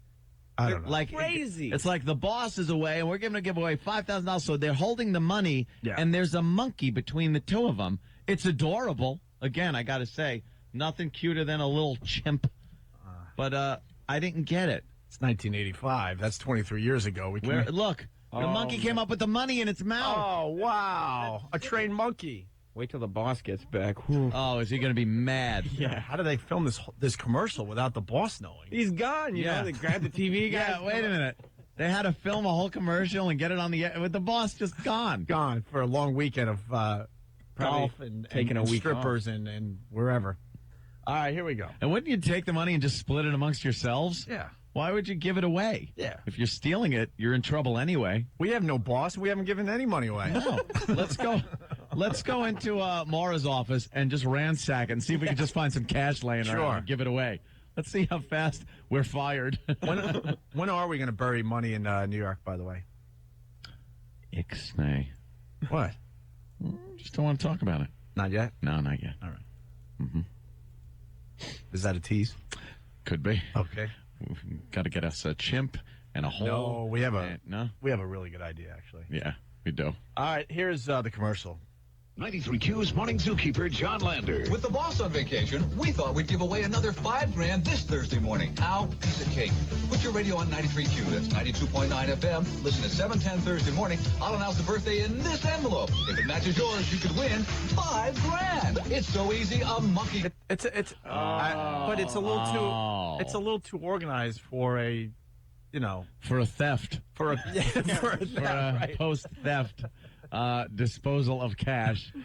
You got a time you got to listen to. You got to send in your name. Wouldn't they just? All the names are in envelopes. Wouldn't they just go, look, you better call now. We'll get your name and send it right out because they're probably going to take this money back if they find out. Yeah. Because I stole it. Yeah. Because the boss is gone. The boss is gone. That old gag. The boss is away. Did we ever do a boss is gone radio bit? No, anytime the boss was gone, it was because he was suspended because we did something bad. That's the only time I can think the boss was away, and we couldn't comment on it because so were we. Well, there was a time that a couple had blank sex on the leather chair that was in Ken's office. Right. And he was gone. Yeah. The boss was gone, so what did we do? We had a couple have sex on his really nice... on his couch. Leather sofa. That's just like Lander. Of course it is. Yeah. Hey, the boss is gone. Yeah, we're the kings of the boss is gone bit. Birthday in this envelope. If it matches yours, you could win $5,000. It's so easy, a monkey could do it. 93Q means more money and more music. Somebody's going to win $5,000 Thursday morning at 7:10 on 93Q. It could be you. I hope it was like Wednesday, because to get away with it a whole week or something. Yeah, maybe the boss was on 2-week vacation. Way outside the country. You know, I really need to know, and maybe E-Rock could find out. You think, like, when the boss came back, they had a whole, oh, you guys. What did you do? Hey, the boss is back, and let me tell you, he is angry. We're avoiding the boss all morning. He's back from vacation. We gave away about $20,000, so, can you... the boss's money. Hey, Stumpray, can you make sure he doesn't walk in the studio while we're broadcasting? Lock that door. Oh, Jiminy Cricket. I don't know what he's going to do when he finds out. Yuck. Shut up. All right, Otto and George next? Or just Otto from Otto and George? Yeah. And more Lander in the Morning audio? Yeah. As we feature him on this fine Jocktober day. Jocktober. Jocktober 27th. It's almost over. Friday's it. Friday's the last. We got to end it with a Jocktober. bang on Friday. I got one for Friday. Do you really? Right. Oh, yeah. Very good. And Scorch? Why would he be featured? Of course not. He's the best. I'm kidding. somebody do your dressing, please. Somebody that has helped the show a lot is leaving. His last day's Friday. Yes. Mm-hmm. Really? Yeah. I know who it isn't. Oh. E-Rock. Oh. Because, see, he doesn't do anything. Yes. But we continue to pay him. See, it's like the boss thing. The boss. See, we're crazy, too. We actually keep employees around that don't do anything. Whack Zanerific. We are this much removed from doing the same crap. Oh, same hacky garbage. That's all you need. Opie and Anthony. All right, we're in the middle of featuring John Lander. He works for one of these mix stations. Every city has to have a mix station. Mm-hmm. This is the mix station out of Boston. Yeah. And we're up to the point where he does phrase of the day. Yeah, and he's got the hole in there, you know, the typical hole that has to put the kibosh on whatever fun is happening, even though there's no fun happening on this show. Well, he's got a couple of them, just in case. Yeah, 2 holes. Yeah. But yeah, he does phrase of the day, and I thought, what does this mean? It's like, you know, you just have some fun, and maybe whatever is the cool phrase of the day, all right, something you can share with your listeners, and it kind of really illustrates the type of show. So, do they give the phrase of the day earlier, and then like they prompt you to call? And if you give the phrase of the day, maybe you win something? Yeah, like that type of deal. He's like a Dr. Seuss character. I can't even look at him. Isn't he? Yeah. The hair is just wild. It's now. awful, right? Wow. Well, I wouldn't say awful. It's awful. Shear him. Make a sweater. Here's Lander's phrase of the day. All right. Here's today's phrase, 720th. All up in my grill. This is perfect for the road race of the bumper sticker. Yeah, Lander. Yeah, get off my grill. Isn't that funny? All up in my grill. That's the phrase. If you click on that, you'll get your points this morning. What points? You gotta get points. Yeah. What does it even mean? How complicated are their contests? Are they counting what does it calories? mean? What are they doing? You gotta go on the website and click and type all up in a grill and get some points. Because they want to drive some web traffic. We got to drive some traffic over to our website. It's a new generation of radio. What are you Yeah. talking about? You got to collect points just They're to cutting listen? edge. And what do you get Yeah. if you have enough points? You get to have somebody not all up in your grill, that's for sure. You smart ass. It's the green stamp method of giving out some stupid cheap prize. Green stamps. Yes, save your green stamps. Right. Yeah. How many books do I for the sewing machine? It's like Marlboro, right? Yeah, the exactly. Marlboro points. Who cares? Just bring the entertainment and the people will listen. Don't make it complicated with having them collect points. Yeah. So you got to put all up in my grill. Yeah, all up in my grill. No, you click on that. Click all up in my grill. And get some points. When you just click on everything on the website and collect all the points at one time. Oh, that's cheating, Opie. Oh. All right, here we go. Another one of Lander's really exciting contests. Some caller gets a doll. Yeah. As we feature John Lander for Jocktober. Where is this guy? Boston. Boston? Okay. Yeah. Mix 98.5, tell me you want this American Girl doll. I so want it, Lander. Oh, my God. You won. That is awesome. Thank you so much. You're welcome. That's Mia. Congratulations. What's your name? Maria. Maria? Meet Mia. Why is that funny? Hi. because Maria, meet me. Ha ha ha ha. We're just programmed to laugh anytime he talks. Oh God. Oh, good gravy. Shut up. God. They are such similar names. Yeah, well, that must be why they were laughing. Hey, Otto, you've Yes. done a few of these shows over the years, huh? Yeah, I have, yeah. Fun, Just right? drop the C-bomb right in the middle of it and watch them crap themselves. It's not any, there's nothing you could take away from doing those shows other than they stunk, and I'm glad to be out of their presence, you know. I hope it helped ticket sales, but you don't learn anything, you know. No, you're not having fun. You're not like... It's just very safe radio. Yeah, it is, yeah. Doesn't hurt anybody, but it's like if you're sitting in that seat, you know, you can't have pride in what you do. Yeah. Really hitting that bumper. Yeah. Getting that. Lander starts morning zoo. Yeah. Good news, Ant. He talks about bumper stickers. Oh, okay. And boy, all the features on this show, huh? Yeah. The phrase that pays, the thing, this You win a doll contest. You win a doll. He's stealing money from his boss. The bumper stickers. Sam thought this was very busy. Sam thought this was important enough. He has 3 tracks of Sam bumper sticker talk. Well, they spent a solid hour on bumper stickers, so I figured We came up with the greatest radio station bumper sticker ever. So why, like, what's so important about their bumper sticker? it's not their bumper stickers. They're just more like getting callers to call in and say, and "What are talk those?" about just various bumper stickers. 'cause you do wow, sometimes. that's a great segment. You're driving. Like my other car's a Ferrari. Right. Because I drive a crap box. It's like the one good thing about being stuck in traffic is sometimes somebody will be in front of you with one of those really hilarious bumper a stickers. bad day fishing is better than a good day at work.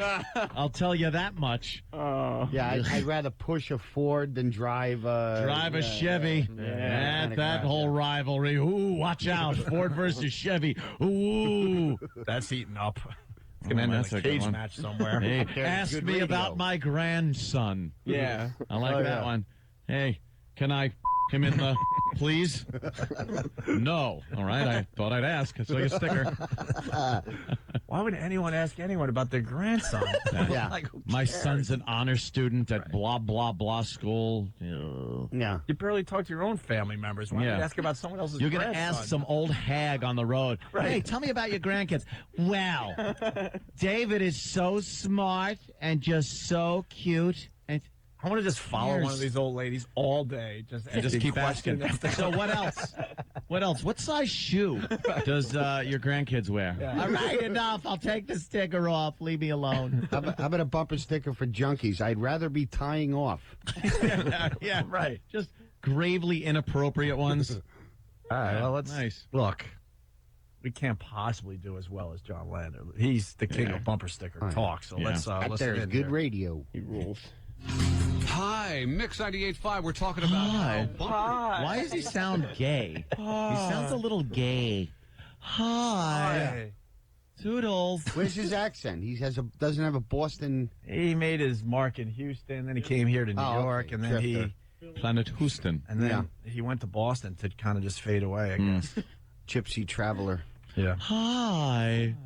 Oh. Hey, tell me the bumper sticker you saw today. Hi, Mix 98.5. That was We're very talking gay. about how Yeah. bumper stickers lead to road rage and vandalism, depending on what the content of the bumper stickers. Has this happened once? Let's see. I remember scraping a Nixon sticker off of my uncle's car back in '72. Vandalism, depending on what the content of the bumper sticker saying is. Yeah. Good morning. Hi, what's up? Hi, you know, the funniest thing I've ever seen, my sister had this bumper sticker for the longest time on her car, and it said, fat people are harder to kidnap. Yeah, it's really true. And I kept saying, I want one, and she wouldn't tell me where she got it.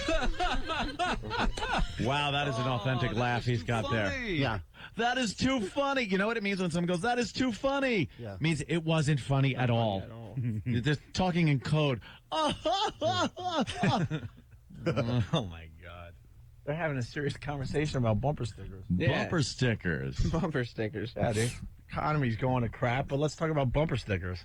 There are some crazy ones. Yeah, sure are, Sam. Hi, who's this? This is Jean. Hello, Gene. What's up? Well, Will. I have a great bumper sticker, and actually this is one that I was behind, and I have to tell you, my children tell me I am the poster child for road rage. Oh, really? Bumper sticker that I was behind was, I may be slow, but I'm ahead of you.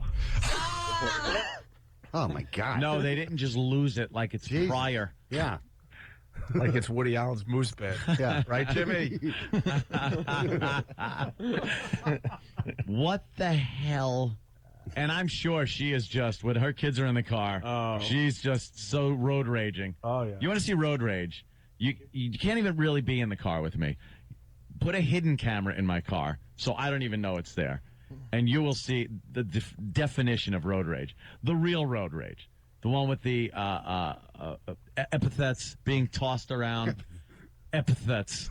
I'm horrible. I will pick out anybody's ethnicity and just scream derogatory words for that ethnicity because I'm mad. And it's the only thing I could do that makes me feel better. And I know it would get to them personally. Usually they don't hear it. My windows are up. I'm not stupid. Is that only when you're in a hurry to get somewhere? Or is No, it's kind of always. Yeah. Like, because I'm kind of always in a hurry because it's either to get here, which I have to be here, I don't want to be here late, or to be home, which I just want to get home. Sure. So I can't understand people that are in the left lane just kind of 45 in it, kind of 55, and then 45 in it, and they're like, I go, don't you just want to be somewhere else than on the road here? Yeah, moseying in a It's not like you're in a country lane. road looking at the scenery. Yeah.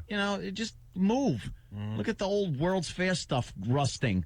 Get out of the way. Yeah. They don't get it. John Lander has another break where he talks about bumper stickers. Oh, I want to hear it. For the people that hate this is the last track for today. There's nobody that hates this. Worst bumper sticker talk. Oh, you think this is good stuff, right? Yeah. Well, today was a total waste of makeup. See? Oh, can you imagine if you saw that on a bumper, though?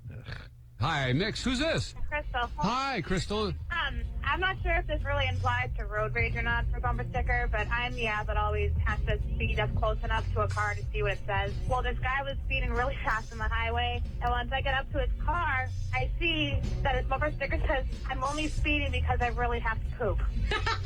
Oh, my God. I've never seen that. That is too...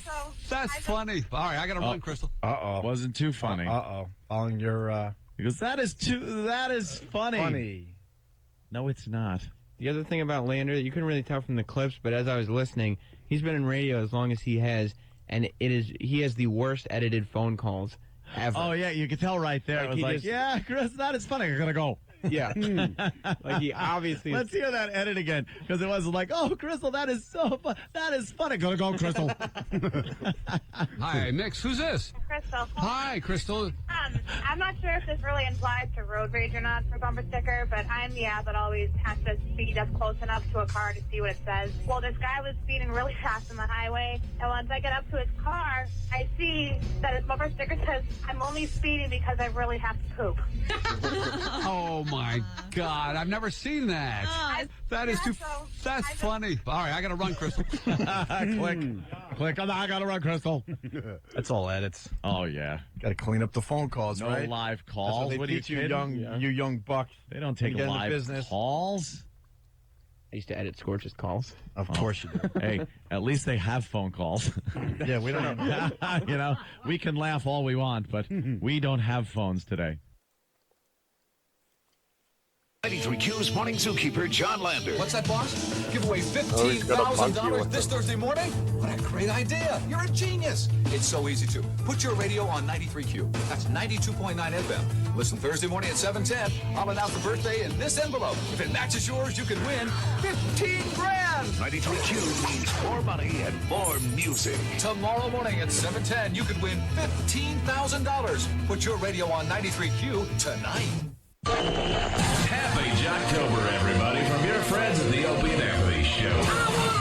It's a celebration of hacky, pukey radio shows and DJs from across this great nation of ours. Be aware out there today, Yes. there seems to be something in the air besides the fall weather here. Oh, my God. Would you just kill yourself?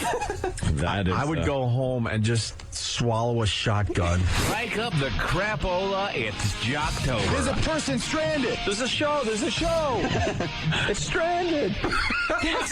I love that. That is fun.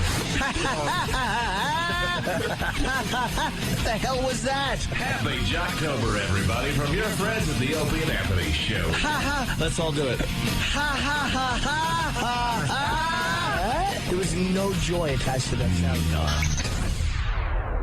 sound. Today, for Jocktober, we feature a show out of Tampa Bay. Wow, the picture just says it all. Now, Sam, I'm looking at. I'm a little confused because we did a mix station yesterday. How could there be another mix station in America? Well, yesterday's mix station was all the best mix of Boston. Today's mix station is all the best mix of Tampa Bay. You think they have a different mix? You got to mix different elements in depending on the city to get the very best mix. Hence, mix. Mix. Yeah. She's very Nancy and Chris, and she has like a mouth like Goldie Hawn. She has kind of a cute mouth. A little bit, yeah. And she has hair like Bobby from Taxi. And their little Nancy and Chris logo almost looks like the Brady Bunch font. Yeah. Let's not forget they also have Frodo and Juno. Yeah. What do they do? Wait, I'm excited now. Those guys are like sidekicks. Juno's a girl, and Frodo is a guy, but sounds like a girl. Frodo. He's a guy that sounds like a girl? Yeah. As in, oh. Yeah. Wow. They also have one of the great features on their website is Hunk of the Day. Hey, who's today's hunk of the day? It's just kind of shirtless guys. So it was pretty, at least there's something to look at while you're listening. The holes got together and just went, there's always girls on websites. We should have the hunk of the day. Hunk. Okay. Ooh, look at this hunk. He has nice buns. Shut up. Can we do retard of the day? Mongoloid of the day, please. Let's do it. We'll start with E-Rock just to keep it fair. Can we please do that, even if it's on some obscure fan site somewhere? Wherever. Just start it. Maybe it's on Anthony's new site. Maybe a little. All right, well, it's Nancy and Chris on Mix 100.7 in Tampa Bay, Florida, with Frodo and Juno. Yeah. Yeah. Yeah. What else can you tell us about the show? Now, this Nancy and Chris, are they making believe they're a married couple on the air? Are they really married? No. My gut is that, judging by the picture and the material on the show, Chris is probably not married. Oh. But, no, Nancy's kind of the edgy, funny one. Is she? In the group, yeah. Do you think Chris is permitted to be married or not in certain states? Not in all states, necessarily. Oh. All right, well. We're going to start Retard of the Day. It'll be on the website soon. The Nancy and Chris song. What's this about there, Sam? Well, you know that free credit report commercial where they're singing and do? What they did is they parodied it and made it kind of the lyrics associated with their show. You're talking about the commercial with those downtrodden young gentlemen that are playing, and they're always in some crappy job. Yeah. Where they're talking about how they don't have good credit, yet they're walking around areas with people that really shouldn't have good credit, but they switch things around for politically correct reasons. I hate that effing commercial, by the way, just for that reason, too. Well, with that, let's get into this. Please. Nancy and Chris do a little song parody about that. 1, 2, 3. Well, I was surfing for a morning show. Which one's me? A bunch of cranky guys who are not funny. And then I stumbled on this woman who's whack, and now I'm driving off to work with a built-in laugh track. Nancy, that's Nancy. Funn, so funny. Chris and Frodo and QCT laugh so hard I thought I was gonna pee. So instead of listening and getting mad, my ribs are tickling from the giggling, and the morning's not half bad. Nancy, Chris, Frodo, CT. Nick's morning show's the one for me. Nancy is a C-U-N. That would have rhymed, too. Yeah, it would have worked. Why don't we have a little song to start our morning? That sounds fantastic. I think we're the cranky guys who are not funny. Well, but we're not on in Tampa, so they're talking to some hacks. Some shock jock hacks in Tampa, probably. Opie and Anthony. Yeah. Anthony. Opie and the douchey guy. You're the douchey guy, Jim. I'm sorry. I don't want to be the douchey guy. I want to be the sweet boy on the side. All right. Continuing with Nancy and Chris out of Tampa, working for that mix station down there. The gang does a story about a woman who exposed herself to teens while playing Truth or Dare. Count the holes. What does that mean, Sam? Count Wait, the holes. You know how we normally do the hole test to find out if the woman is a hole? Yeah. That's a racist. There's like a whole bunch of people on this show. Mm-hmm. So you have to count how many holes there are. Wow, that's a lot. Oh man, there's yield signs all over the place. We'll see. This is Maybe zero. But this is a maybe- really hot story. You got a woman exposing herself to teens while playing Truth or Dare. Mm-hmm. The teens are obviously guys that want to see an older woman naked. So what's the problem here? Here's their show. Just the holes, putting the big brake on everything. Don't go there. It's a joke in the middle of the street with a bunch of skid marks before it around. A joke. Look out. No, stop.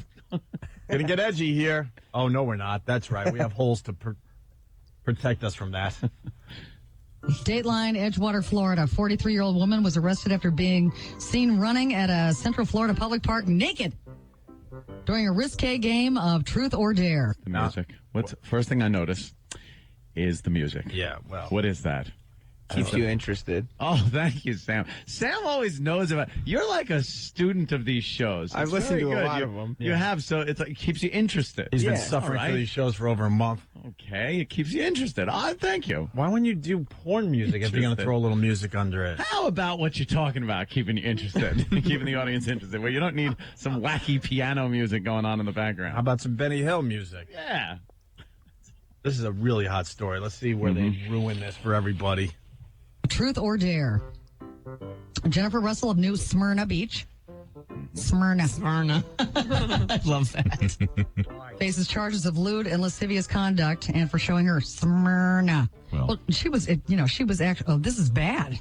Oh, really? Yeah, she's a grown-up. She's doing this with teens and providing them with alcohol. Oh, no. Okay. This is not good. No, I didn't like it.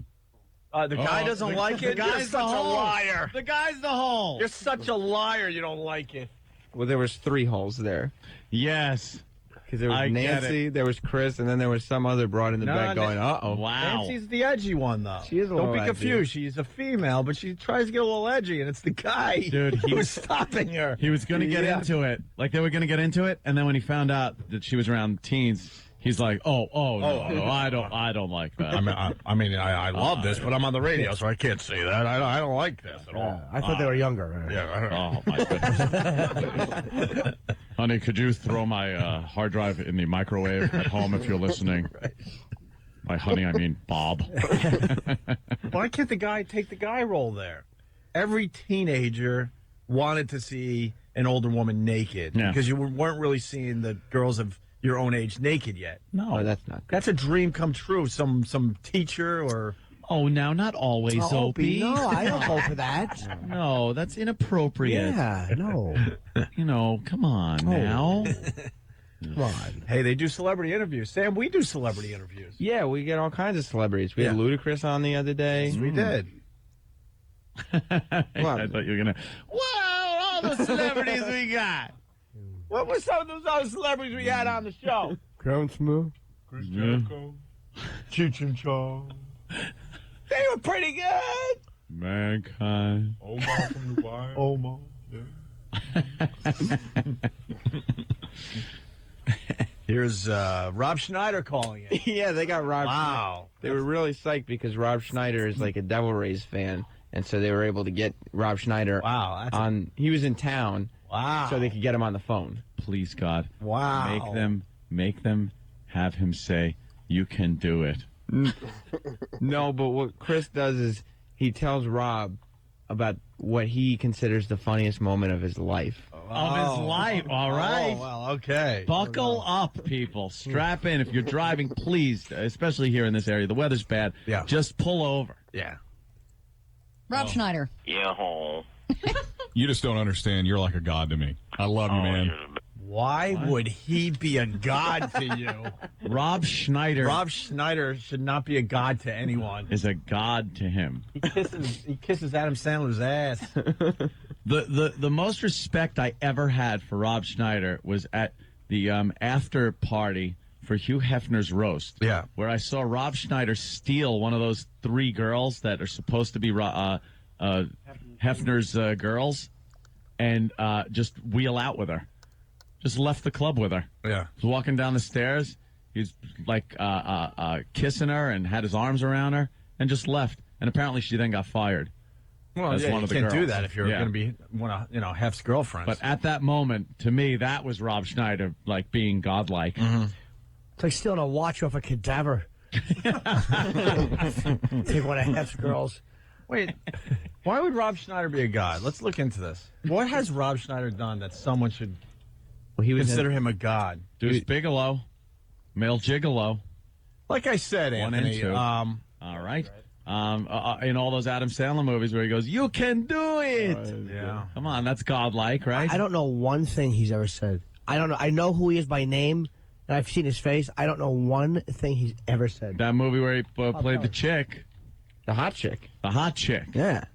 That was, it was called Hot Chick, that was right? godlike. Yeah. Really? It was godlike. Well, let's find out, because Nancy and Chris, they got the exclusive interview with Rob Schneider. The animal. Yeah. This is unbelievable. Yeah. The animal. Yeah, good for you. If you remember the animal, here it is. This is why. He was a dolphin, right? Mm-hmm. And he was able to just about get on his tail. You know how dolphins do that thing on the tail? Yeah. He did it with his feet, which was walking on water. That is godlike. That's godlike. Thank you. That's So, funny. That sounds funny. I'm pretty much going with that. Oh, it doesn't poke fun at the dolphins, I hope. Oh. Curse the thought. Oh, they're Oh. such cute animals. And, I hear they're just as smart as people. Yeah. I've heard that, too. Yeah. On the way, Manty hose? What's that about? Well, don't even explain. That's the teaser. Nancy and Chris with Rob Schneider. Rob Schneider. Yeah. You just don't understand. You're like a god to me. I love you, man. You're the best. I love you. And, the funniest thing I've ever seen in my entire life. In is a when completely healthy hetero way. Yes. Either way, baby, I'll go with it. When you were given that huge foot in Deuce Bigelow, a foot massage was one of the. That was a gross foot. Lithuanian national basketball team. He had like a size 28 foot. It was like Shaquille O'Neal plus another. So that was a real foot. Good improv, Rob. Good improv. And It was perfectly done. And the only thing Dave, what is his name? Chris. Can add is, that was a real foot.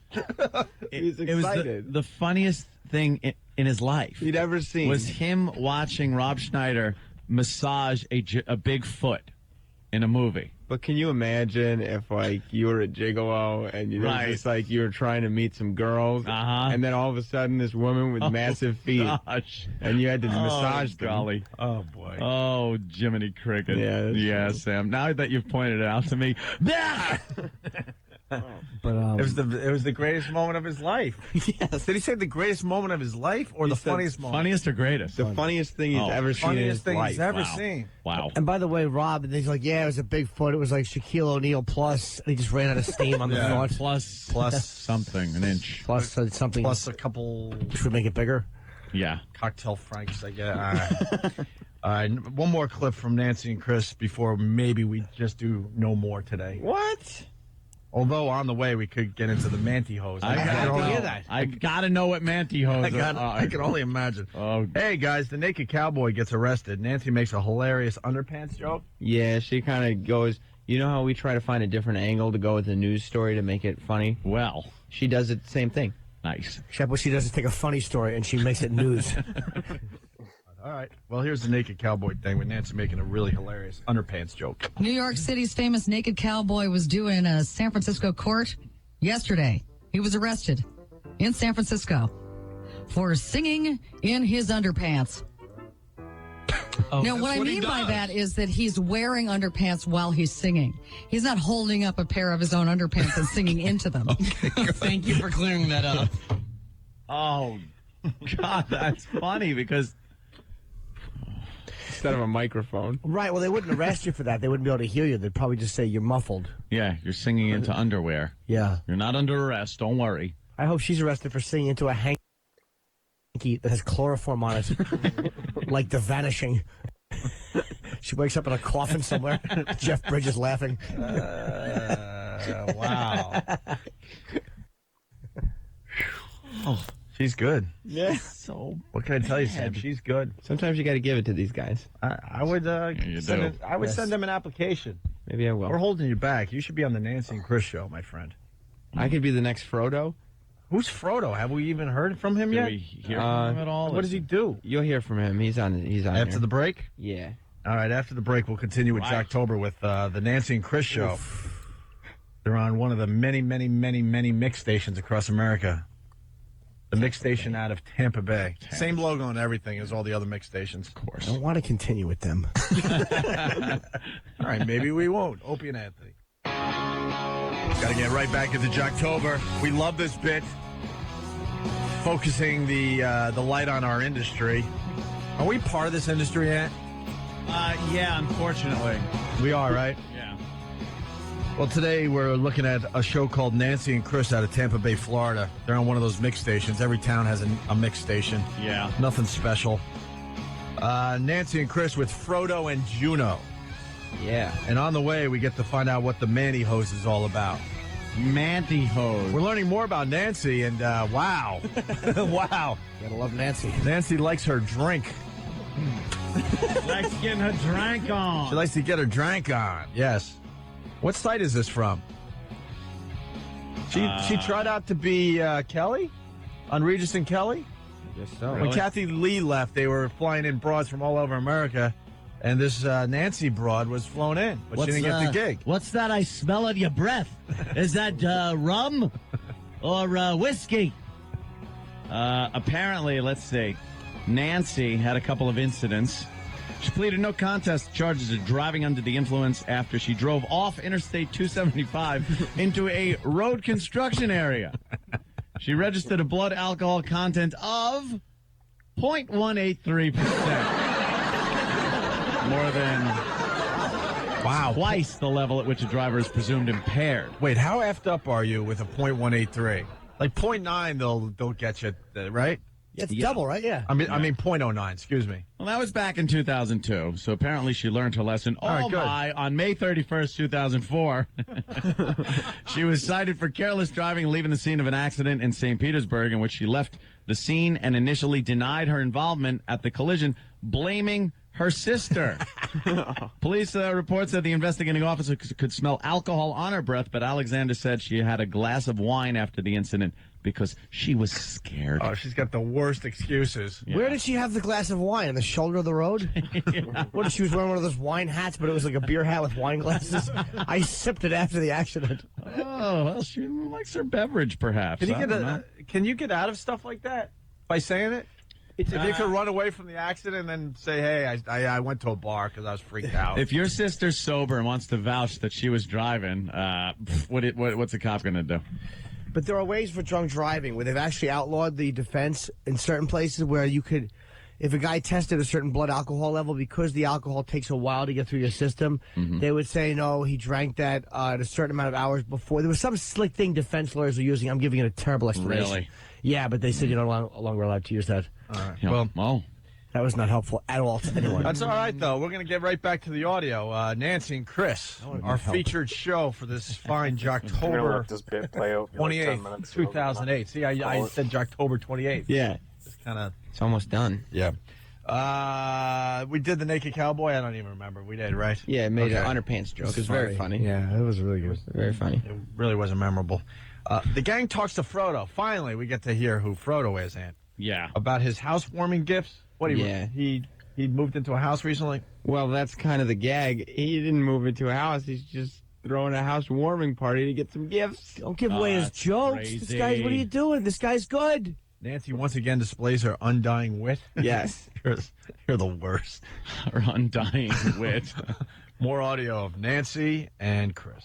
He is registered at Target for housewarming gifts. I love that idea. Because guess who's getting ready to move into their new house this Friday? I am. Come on. Did you wish for a house while you're at it? To warm? They didn't have that on the menu. I know I don't have a house yet. Therein lies the scam. You're doing a housewarming, you're filling out the paperwork and getting the party ready, and everyone can go buy gifts. Why not? But you don't have a house. I had a pool boy 5 years before I had a pool. Yeah, man. Yeah, man. Wow. Yeah. Oh, Is that so she could have sex with him? I think so. Is that what she meant? Is there anything worse than an edgy broad on the radio? It's just so uncomfortable.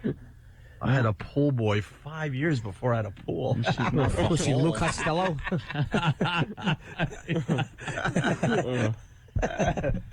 Lou Costello.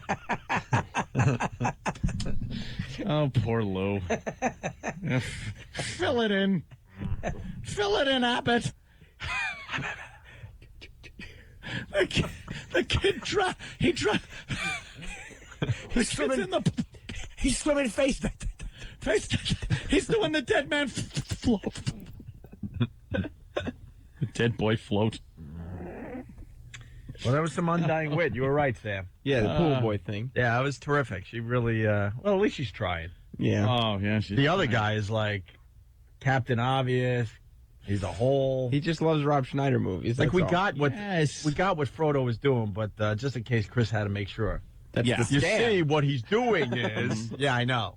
That was get it. very obvious in the setup. Yes. Before you piped in. That's Chris. The gang does material on Mannyhose, Ed. Here it is, Mannyhose. Here's the big reveal. What is Mannyhose? And the broad who isn't Nancy gets a good line in. Yeah. Who's the broad that's not Nancy? Juno? I guess it must be Juno. Was she always Juno, or did she change her name because that movie was popular for a few weeks? It might have been the movie thing, but I'm not sure. She looks young. She's a racist. She spells it JEW-NO.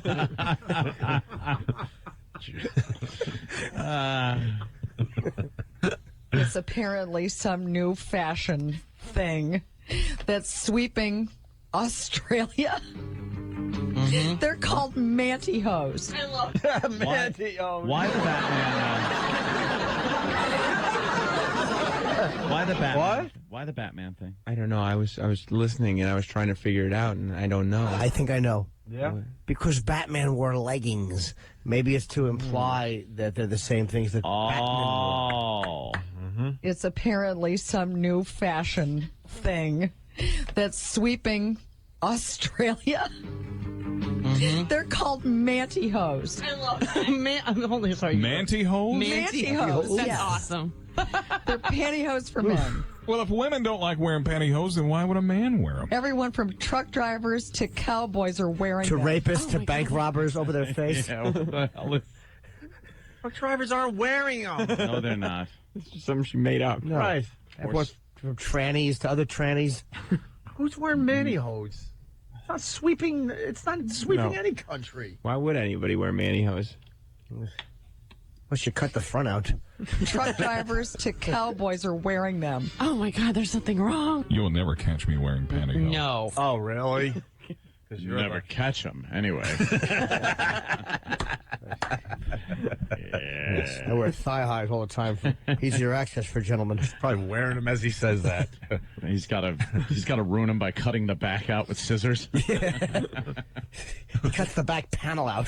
The control panel. Yeah. Here's a rolling ping. Hey, that's. Oh. Look how hot you can look in mantyhose, everybody. mantyhose? Look to your right, Jimmy. There's nothing wrong with mantyhose. Who wouldn't want to wear them? Yeah. I'd hate to wear them, only not because of the homoerotic, but because I'm, like the fat on my stomach would dangle over the front. Over the little waistband. It would look really unattractive. I hate like stockings like that. Like fishnets are hot on a slutty look. Certain girls could get away with it, but all I think of is like, I don't know, Dean Wormer's wife in Animal House, and how those, like, her stockings must have smelled really bad. You know, the toe part especially. Just like, the toe part. Just like powder and feet and nastiness. And another part. and another part, a little higher up on the hose. Wow, that's what the control panel's The for. control panel. It ain't controlling that, though. Unless there's I don't know, some kind of a stick up in there. It's supposed to soak up all the goodness. The goodness. Is that what it does? I don't know. I don't know. Maybe a woman could call us and tell us what the control panel's all about for real. It pushes the, the abdomen in. It controls the bunt area. Oh. Yeah. All right. Wearing them. Oh my God, there's something wrong. You'll never catch me wearing pantyhose. No. See, I've got a question. You know how guys kind of like wear the pants really low? Are you going to be, if they're wearing mantyhose, you're going to be able to see, like, the top of the mantyhose. Instead of the Oh, your mantyhose is showing. Who's laughing? Everybody. Why? It's hysterical. It's not. No? Because the laugh sign went on in the studio. Time to laugh. We haven't laughed in a few minutes. Just imagine for the people out there. The mantyhose sticking out, though. Yeah, See, that's now crazy. It's funny. Right. It's like because you got mantyhose on under your pants. Yeah. You're wearing your pants low, and all of a sudden, instead of boxer shorts, it's mantyhose. Mantyhose. But see, if you're going to make it, it's got to be based on something that's possible. No one would do that. By the way, ever. I'm thinking, is it the Batman theme because Batman wore tights? It could be. Like, it's been bothering me to listen to that Batman theme going, why would they put this in? Didn't Jimmy say that already? Oh, listen to the replay. You didn't hear that? Why would I hear it? I think you were just kidding. Yeah. No, why would I You not? made that point brilliantly. Every day. 3 seconds after the Batman music started. Yeah. Every day. One of us was does pretty not much hear another one. That was pretty much the first thing Jimmy said. All right. Starting the mantyhose bit. Well, I'll bet you, maybe that's because... I love when that happens. I'll bet you that they play that theme music 'cause after a few belts of booze, that's how she drives. All right, more funny mantyhose material. So let's get right into this here. I suck. Here we go. Yeah, no, instead of boxers hanging out the top, it's going to be like the elastic. She's continuing? Yeah, why stop it? Oh, she felt the laughs and figured, all right, I'm going to punch this up. She's onto something. I'm going to tag the hell out of this joke. Yeah, no, instead of boxers hanging out the top, it's going to be like the elastic strip around the mantyhose. Control top. Of course, he can wear a pair of shorts and he can be a Hooters boy. Why do they play the Batman music? What is this, Groundhog? No, it probably has something to do with the fact that Batman was a queer and wore pantyhose. Mantyhose. And now he's saying he's a Hooters boy? Hooters boy, because the Hooters girl all wear pantyhose, and then a man would wear hose and shorts. And a tank top. But then spiraling, just spiraling into disaster. Of course, he can wear a pair of shorts and he can be a Hooters boy. That's an ugly This sight. could be a whole new thing for my friend Sarah Blakely, who started Spanx. Mm-hmm. She could just make Manx. Manx. Spanx are amazing. I wore them last night. They're fabulous. They are fabulous. What's a spank? Is it underwear? I don't know. Some kind of a woman's undie? Yeah, it's a control. A control thing? Why do they call them Spanx? They make it sound sexy for a fat bitch to put her fat ass in, so it doesn't seem so fat. But then imagine Manx. Manx, because now they're just adding man, the M-A-N thing, to all womanly things. A man-pon. That's what he needs. A man-pon. Guy sucks. He's a munt. Yuck. And then we do the bit. Well, yeah. We change it slightly. Yeah, just a little bit. This shows a real pile of mitt. Get it? Of course. Ugh, I muck.